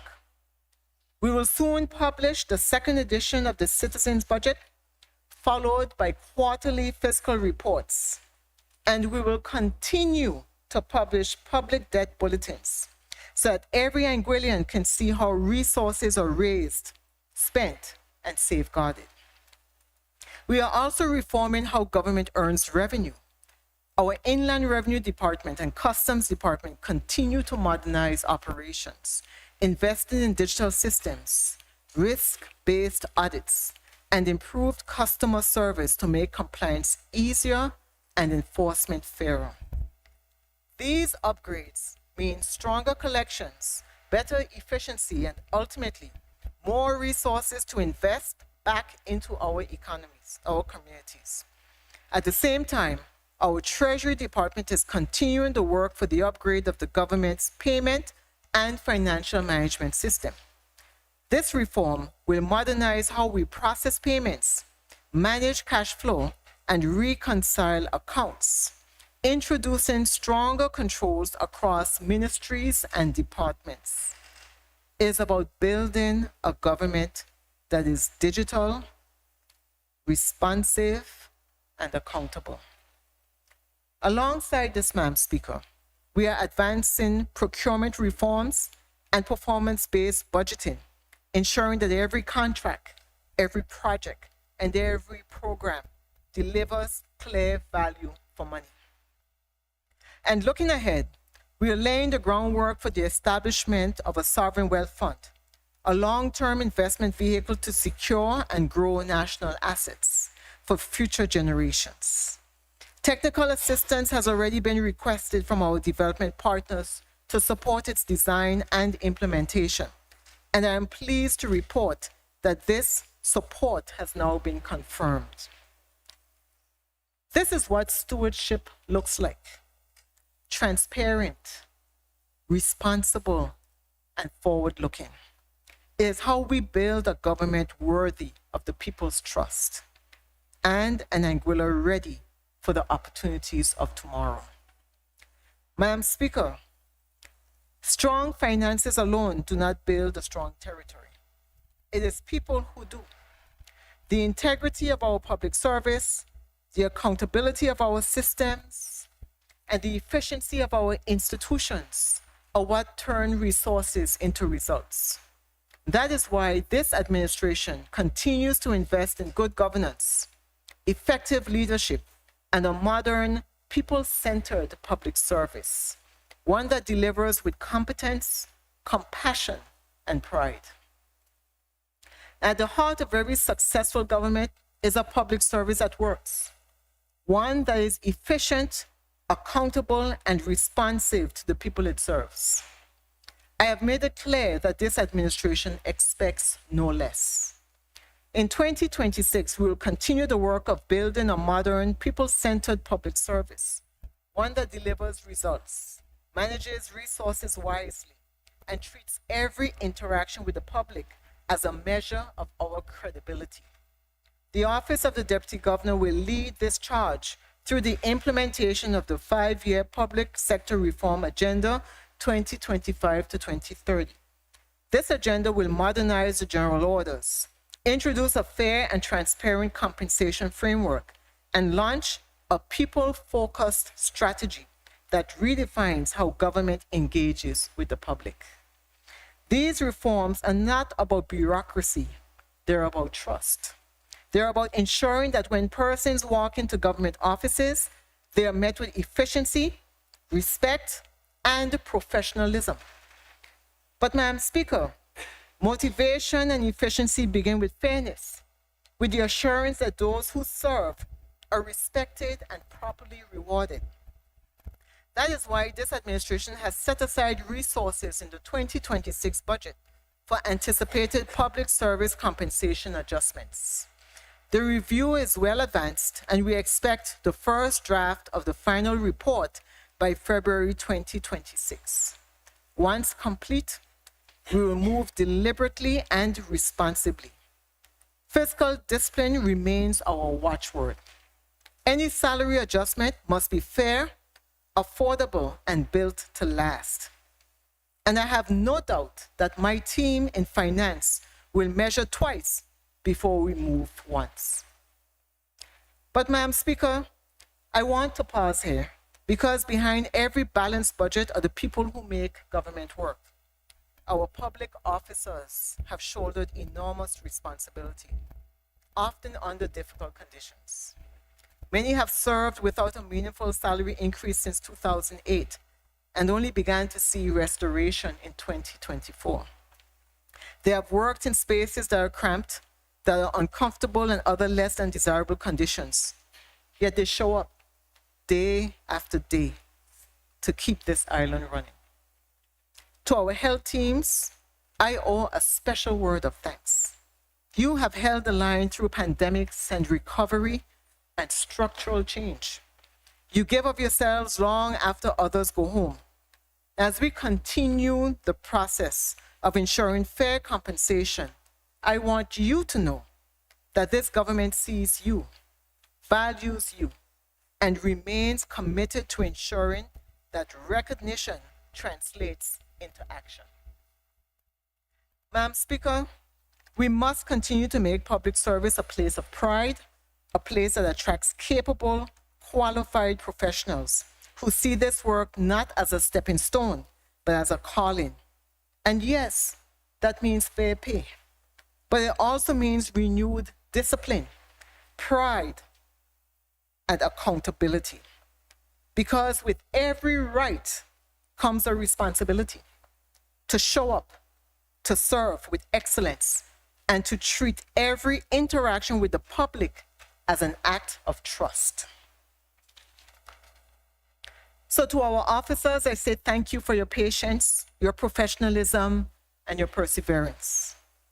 But Madam Speaker, fairness alone is not enough. Motivation is about more than compensation. It is about conditions, leadership, and the opportunity to grow. It is about giving our officers the tools, the training, and the environment they need to perform at their best. We are not only rewarding work done, we are building capacity for the future. In 2026, more than $6 million will be invested in new and ongoing training initiatives across the public service and wider community.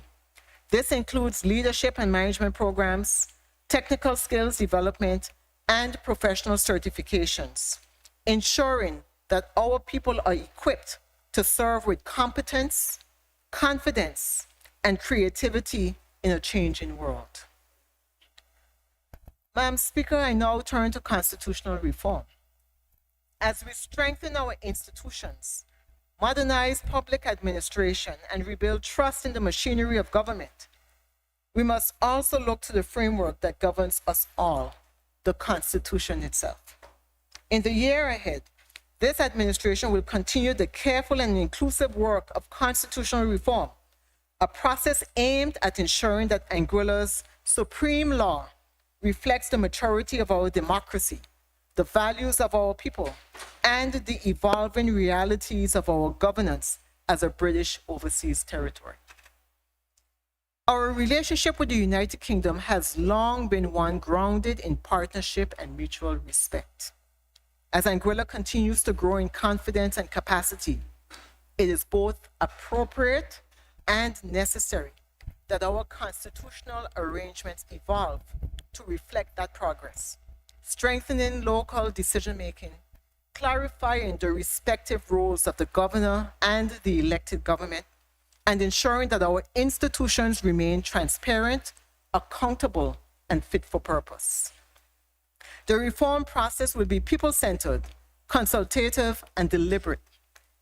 It will engage persons from every district along with our diaspora, constitutional experts, and the United Kingdom government. This will not be change for its own sake, Madam Speaker, but thoughtful evolution guided by the principles of self-determination, democratic governance, and partnership within the wider British family. In this way, Anguilla will move forward not only with stronger institutions, but with a constitutional foundation worthy of the progress we have made and the future we intend to build. Madam Speaker, these are not promises written on paper. They are priorities backed by numbers. Every reform, every initiative I have outlined finds its reflection in the allocations that follow. Our blueprint for development is clear, and our priorities are set. What follows now is a financial plan that will make it real, the 2026 budget and the figures that chart the course for the year ahead.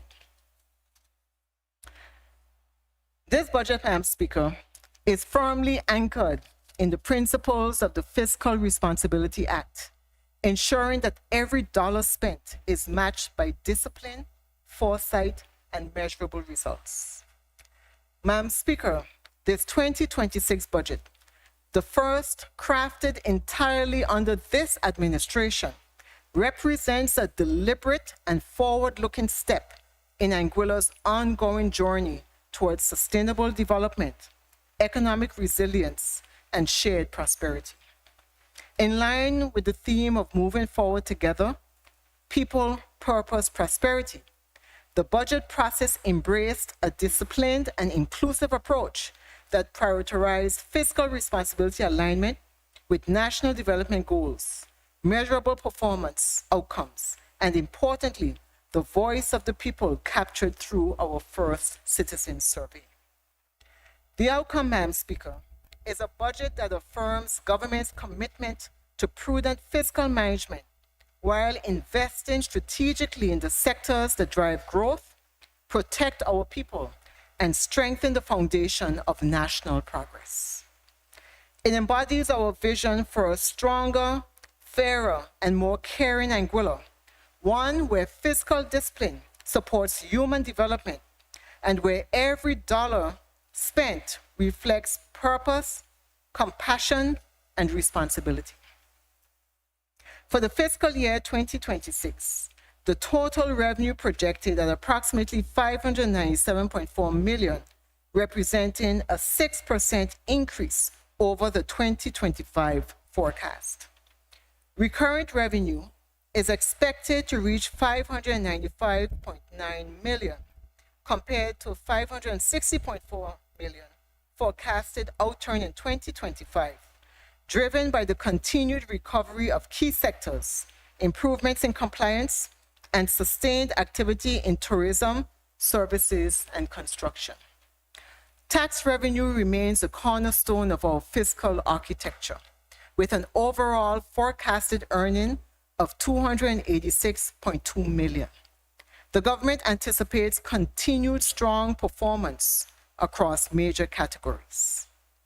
Taxes on goods and services are estimated at $184 million in 2026, reflecting a 7.3% decline compared to the projected outturn of $198.37 million in 2025, a 12.5% reduction relative to the original 2025 estimate.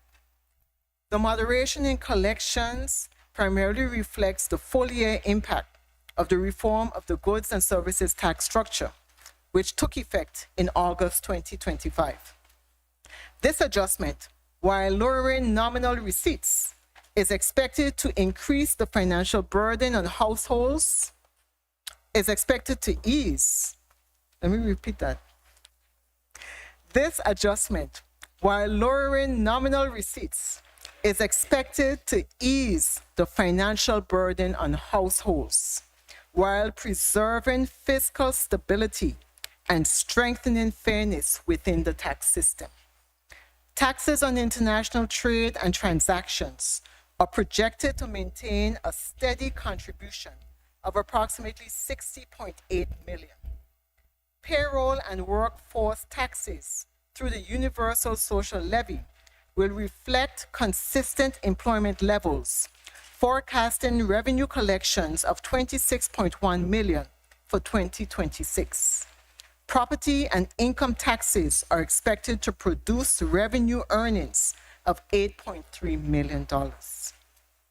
Non-tax revenue continues to strengthen as public service delivery becomes more efficient and diversified. Sales of goods and services will remain the dominant contributor, with an expected revenue forecast of $303.2 million, notably including revenues from the .ai domain, which continues to deliver significant value as a key national asset and demonstrate credible long-term viability. Additionally, collections from property income, fines and penalties and transfers are projected to remain stable throughout the fiscal year of 6.5 million collectively, a slight decrease from the previous year projections. Madam Speaker, grant inflows are expected to moderate in 2026 with a contribution amount of 1.5 million. Funds will be sourced from the UK government in support of Anguilla's water production and distribution network investment plan. This support is indicative of the responsiveness to Anguilla's needs and priorities, as this is perhaps one of the most important areas of focus on our agenda, and in that will provide a much needed, reliable, efficient, and sustainable water supply across all our communities.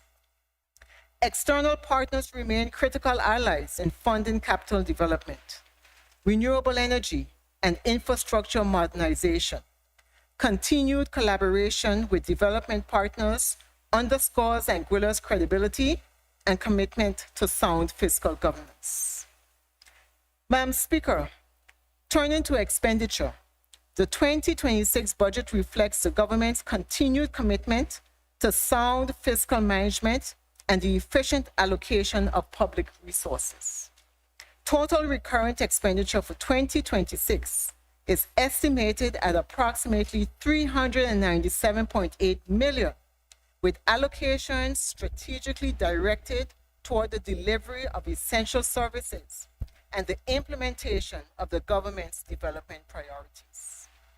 The major expenditure categories remain personal emoluments and goods and services, which together account for the largest share of the recurrent budget. Personal emoluments, projected at 153.4 million, reflect the government's ongoing investment in its public service, the dedicated men and women who ensure that the public service remains motivated and adequately resourced to deliver on national priorities. Goods and services, estimated at 164.6 million, encompass the operational and maintenance costs essential to sustaining service delivery, infrastructure upkeep, and program execution across ministries and departments. Retirement benefits are projected at approximately 18 million. Interest payments, estimated at 10 million, demonstrate the government's sustained effort to manage public debt responsibly. These interest payments continue the downward trajectory, demonstrating our sustained effort to reduce borrowing costs, safeguard fiscal space, and direct more resources towards the priorities that matter most: education, health, security, and infrastructure. Finally, current transfers amounting to approximately 50.6 million include contributions to statutory bodies, regional institutions, and essential social programs that directly benefits our people. Madam Speaker, this expenditure framework ensures that the government remains focused on service delivery, value for money, and fiscal prudence, balancing the need for operational efficiency with the strategic investment required to build a more resilient and prosperous Anguilla. The total capital expenditure for 2026 is projected at 233.36 million. This is ambitious, but our guiding principle is unchanged. Our people remain at the heart of everything we do. Madam Speaker, while the larger projects with significant allocations, including the Airport Development Project, 87 million, the Road Development Program, 14 million, Land Acquisition for Development, 40.5 million, and the Government Office Accommodation Project, 19.5 million, represent major national investments essential to driving economic growth and sustaining long-term progress.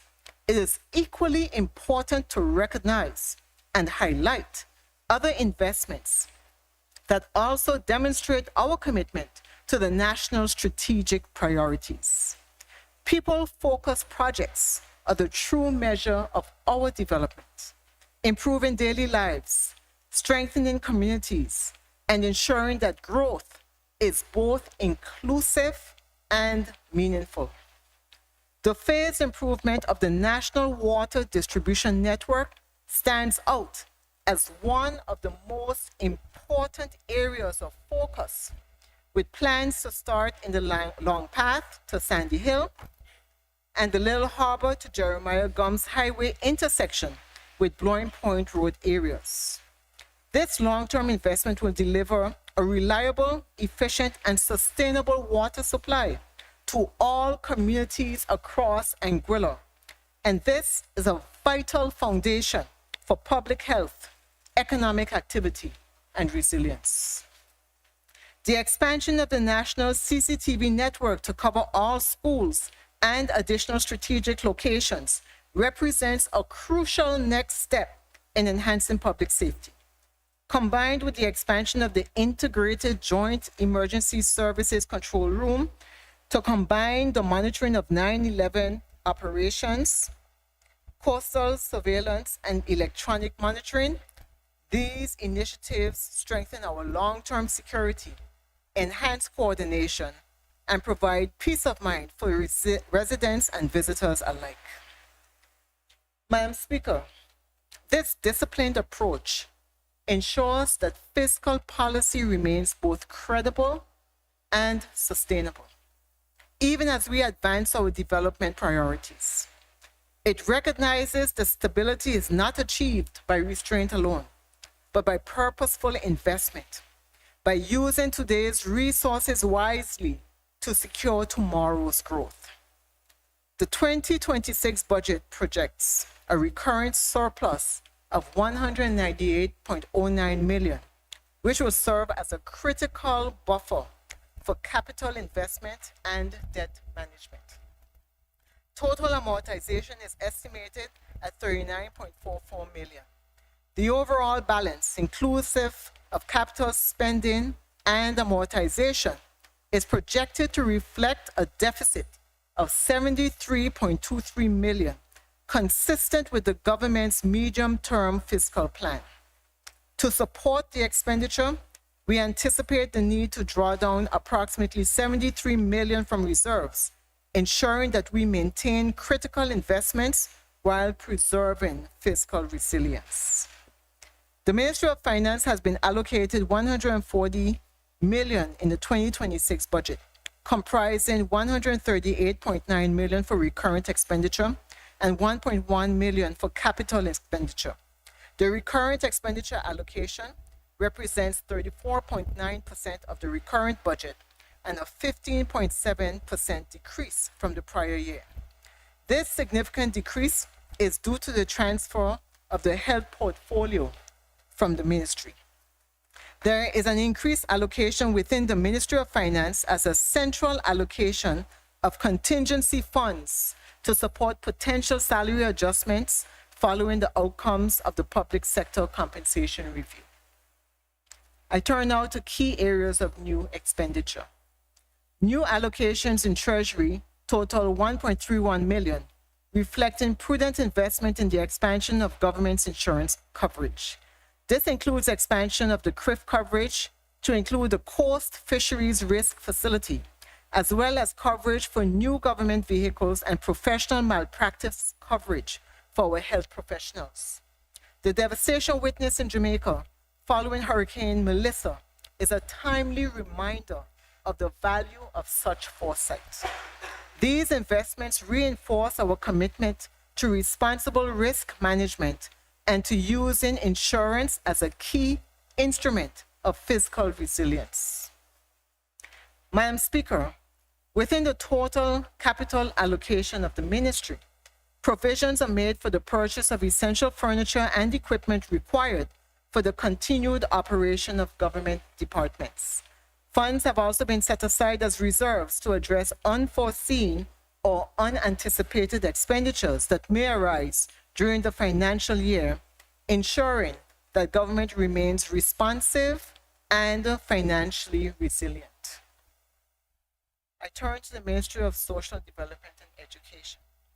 The Ministry of Social Development and Education has been allocated $98.11 million in the 2026 budget, comprising $74.13 million for recurrent expenditure and $23.98 million for capital expenditure. The recurrent allocation represents 18.6% of the recurrent budget and reflects a 2.6% increase from the prior year. New allocations for the Ministry of Social Development and Education reinforces the government's priorities of advancing community well-being, strengthening education delivery, and empowering youth through inclusive and equitable services. Key funding allocations total $0.56 million to support teacher salary adjustments, additional teaching posts, and new curriculum officers for the rollout of the reformed curriculum. A further $0.60 million is dedicated to teaching and learning materials, alongside $0.30 million to enhance early childhood programs.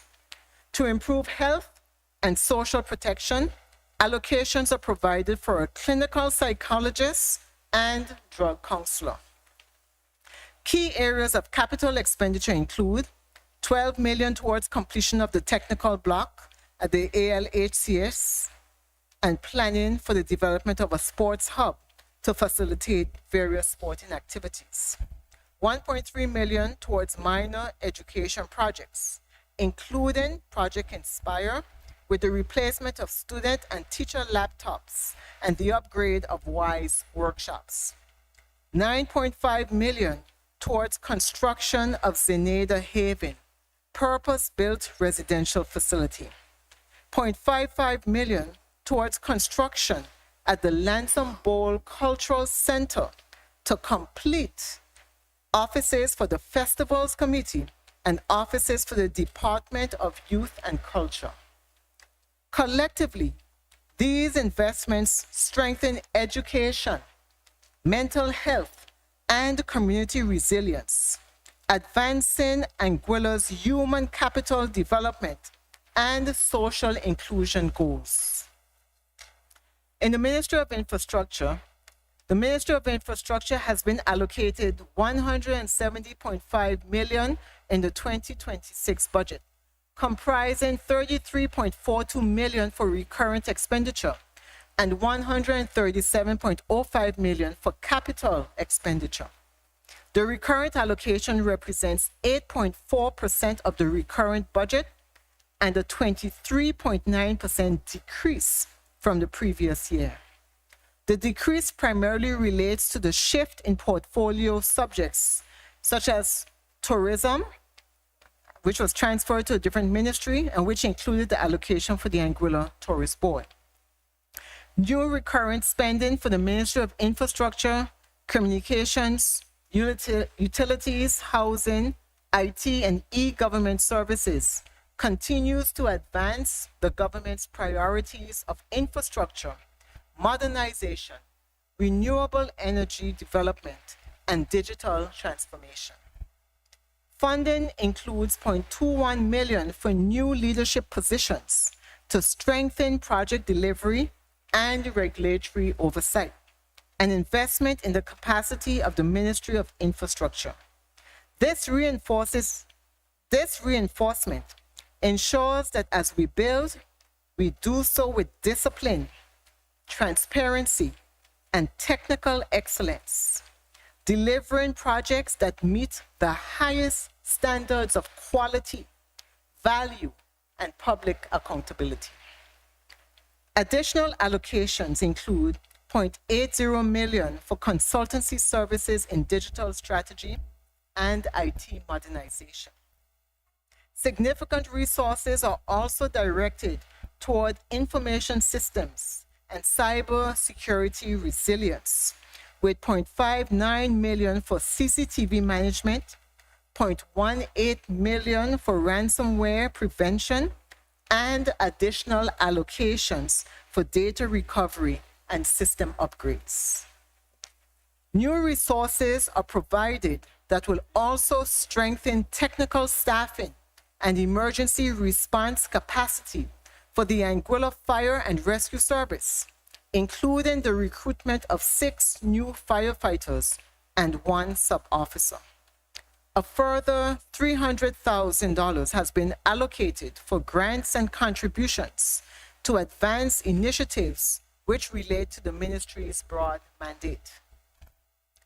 We have allocated $19.5 million for government office accommodation. In 2026, upgrades to existing offices will continue and construction will begin on the first 2 of 4 planned 4-story buildings. These facilities will centralize government operations, improve public access to services, and create modern, energy-efficient spaces that reflect the professionalism and pride of our public service. The Road Development Program continues with an investment of $14 million to complete the Jeremiah Gums South Hill Link Road and advance works in key areas, including Sandy Hill and the Valley. This program will not only improve safety and connectivity, but also stimulate economic activity and enhance the daily lives of our people. The airport development project will focus on completing the new terminal building and starting the runway and apron expansions, positioning Anguilla to handle increased airlift and larger aircraft. Other key initiatives include $0.4 million towards planning and installation of solar PV systems at the Princess Alexandra Hospital and solar streetlights across major public areas, reinforcing our commitment to sustainable energy and cost efficiency.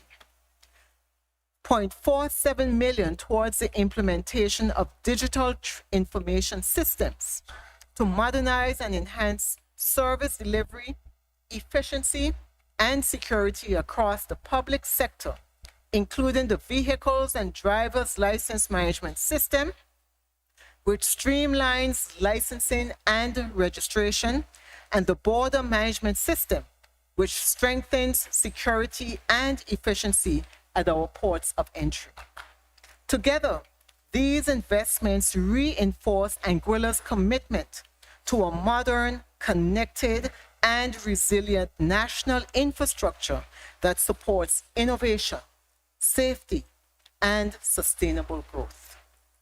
In the Ministry of Economic Development, the Ministry of Economic Development has been allocated $83.02 million in the 2026 budget, comprising $27.9 million for recurrent expenditure and $55.12 million for capital expenditure.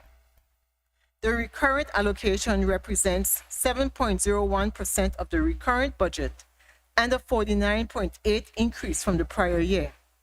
This increase is driven by the change in composition and refashioning of the ministry, particularly to include the Department of Water Services. Highlights of capital expenditure includes $9 million to upgrade the national water network, expand metering, and strengthen leak detection systems. This will ensure that every drop counts and that every household enjoys a reliable and safe water supply.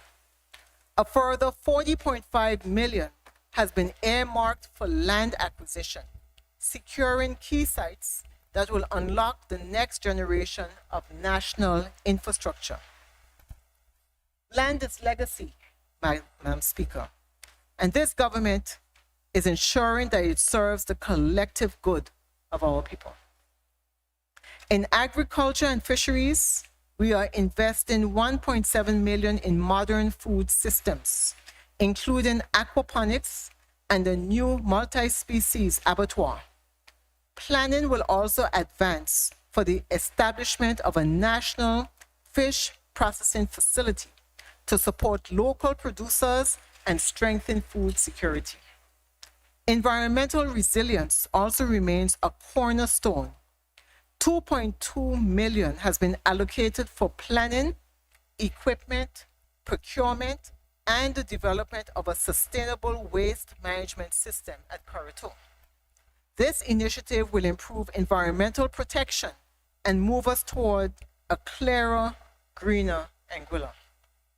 Finally, 1.2 million will fund the National Development Plan, which will guide all future investments, policies, and resource allocations with clarity and purpose. Together, these investments demonstrate that this government is building wisely, planning boldly, and acting decisively in the interests of our people and the promise of Anguilla's tomorrow. In the Ministry of Health, Health has been allocated $87.4 million in the 2026 budget, comprising $72.9 million in recurrent expenditure and $14.5 million in capital expenditure. This ministry, newly established under the current administration, represents a strategic alignment of health, tourism, and sports, three sectors that are central to the well-being, resilience, and economic vitality of our people. Key recurrent allocations under the ministry include $1.3 million to strengthen our tourism and financial services engines, increasing subventions to the Anguilla Tourist Board for marketing efforts. We have also listened to the people, responding to the clear call for greater investment in healthcare, with funding to expand healthcare staffing through the addition of nurses and anesthetics, paramedics, and emergency medical technicians, ensuring higher quality care, faster response, and a stronger, more resilient health system. In the health services development, we are investing $13 million to strengthen the quality and reach of care across our island. This includes the rehabilitation of hospital and polyclinic facilities, including the MRI waiting room, operating theater upgrade, and works at the Western Polyclinic, and the purchase of modern life-saving medical equipment. These investments will enhance patient care, improve working conditions for our healthcare professionals, and ensure that every Anguillian can access the services they need with dignity and with confidence. In sports development, $1.5 million has been allocated for the continued upgrade and rehabilitation of national facilities for training, competition, and recreation. These projects will nurture local talent, expand access for our youth, and inspire community pride, ensuring that sport remains not just a pastime, but a pathway for health, discipline, and national unity. The focus will be on the completion of the Blowing Point basketball court, the upgrade of parks and playing fields, and planning work to establish new facilities and areas of recreation. These investments are essential to nurturing athletic talent, promoting sports participation in schools, and inspiring our people to lead active and healthy lifestyles. These investments are directed toward health, education, infrastructure, and community development, areas that deliver tangible benefits to our people and support long-term resilience and growth. The portfolio of the governor has been allocated a total of $52.1 million in the 2026 budget, comprising $50.5 million for recurrent expenditure and $1.6 million for capital expenditure. The recurrent allocation represents 12.7% of the recurrent budget and a 13.2% increase over the prior year. These allocations strengthen national security, enhance governance, and improve the efficiency of public service operations. Key highlights of this allocation include just under $1 million has been allocated for the recruitment of 1 assistant commissioner, 2 inspectors, and 8 constables, strengthening the Royal Anguilla Police Force's operational capacity and visibility across the island. Funds have been provided for 8 new officers in the Joint Emergency Services Center to expand CCTV monitoring and support integrated emergency coordination. Her Majesty's Prison has been allocated additional funds for the appointment of 4 new prison officers. A part-year allocation has been provided for constituency allowances, ensuring that members can continue to engage directly with the people they represent. Madam Speaker, it is intended these allowances will operate under a structured reimbursement framework, ensuring transparency and accountability.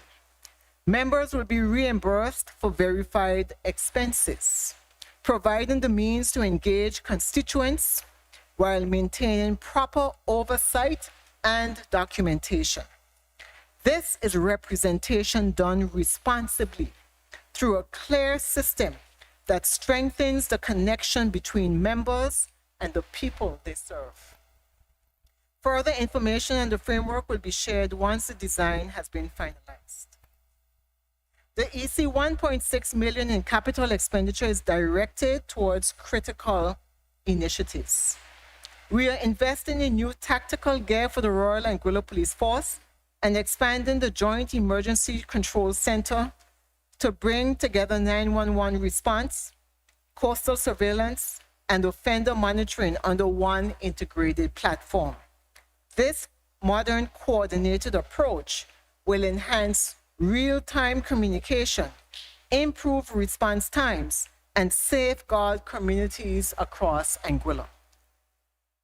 At Her Majesty's Prison, work will advance on the construction of a vocational training workshop, creating opportunities for inmates to develop practical skills that support rehabilitation and successful reintegration into society. The installation of a new CCTV surveillance system within the prison compound will also strengthen safety, security, and accountability for staff and inmates alike. These investments reflect our belief that true security goes beyond enforcement. It is about prevention, opportunity, and second chances, ensuring that every part of the justice system contributes to a safer, more resilient Anguilla.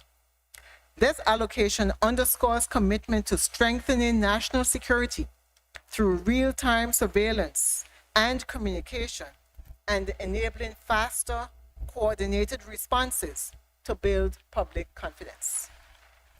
Madam Speaker, the numbers tell a story of prudence and progress, but the real story is about people. It is about the families whose lives will be made easier, the young people whose opportunities will expand, and the communities that will feel the impact of these investments where it matters the most. As we move to close, let us remember that this budget is not about what government spends, it is about what our people gain. In conclusion, Madam Speaker, this budget is not a speech of grand declarations.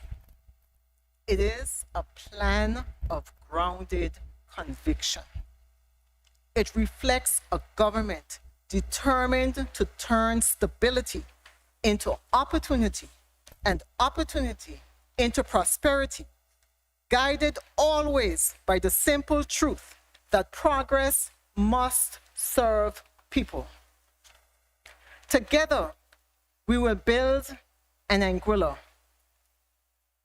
that is steady in governance, strong in purpose, and sure in its direction. People as our foundation, purpose as our direction, prosperity as our shared reward. That is our compass. That is our commitment. And together, Madam Speaker, we will succeed.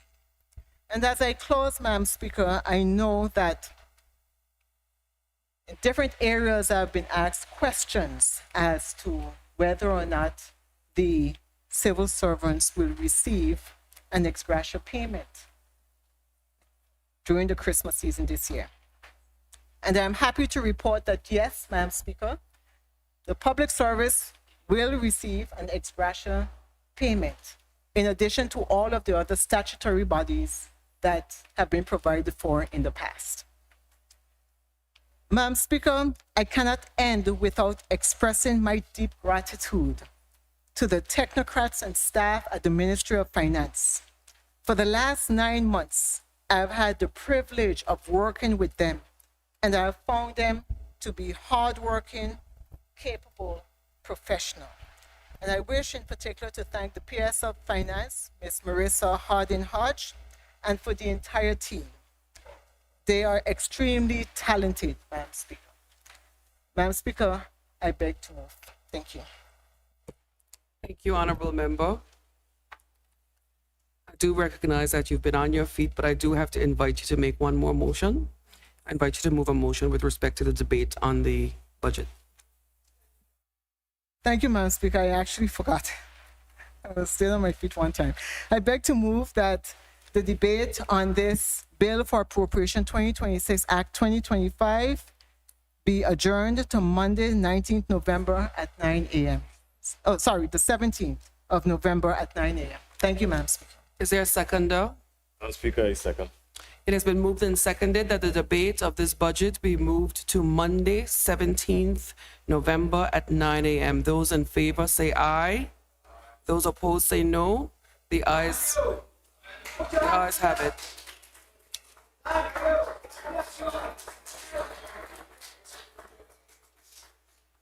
As I'd indicated before, we will treat the House as the People's Court of Justice, so we are going to save that for the outside. Mr. Smith, I call upon the clerk to proceed with the agenda.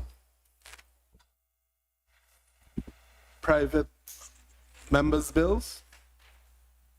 None. Private bills? None. Other orders of the day? Are there any other orders of the day? The chair recognizes the honorable member for Valley North. Thank you very much, Madam Speaker.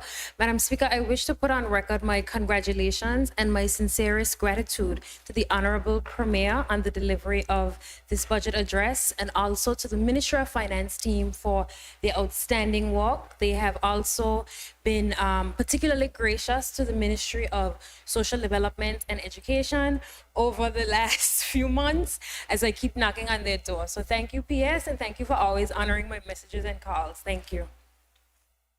Thank you, member. Are there any other orders of the day? I recognize the honorable member for Sandy Hill. Thank you, Madam Speaker. I would like to first of all thank the persons who are in the gallery for coming out this afternoon. It has been a long budget presentation, about 2.5 hours, and so I thank you for sitting through it all. We appreciate it. Madam Speaker, I also want to extend my deepest condolences formally to the member for Island Harbor. He is not present today, but I would have communicated with him personally, but in this honorable house, I want to take the opportunity to extend deepest condolences on the loss of his mom, and to all of his siblings and children and grandchildren and the extended family, friends, and loved ones. Thank you, Madam Speaker. Thank you, honorable member. Are there any other members that wish to speak? Seeing no indication that there are any other members that wish to speak, I would just wish to place on record that the budget has been adjourned for debate, and that's just so that the public is aware, to Monday, 17th November at 9 a.m. It will likely continue on Tuesday, the 18th at 9 a.m. and conclude on Wednesday with the committee's phase starting at 9 a.m. as well. I was going to invite this gallery if they had been well behaved, but I'm now going to take that under consideration. But the public is invited. The debates are going to be robust. They're going to be interesting. They are going to conform to the rules, and we look forward to commencement on Monday at 9 a.m. Clark? Adjournment. I invite a member to move for an adjournment of the House. I recognize the honorable member for Sandy Hill. Yes, thank you, Madam Speaker. I beg to move that this honorable House be adjourned until the 17th of November. Is there a seconder? Thank you. It has been moved and seconded that this honorable House stands adjourned until Monday, the 17th November. Those in favor say aye. Those opposed say no. The ayes have it. This House stands adjourned.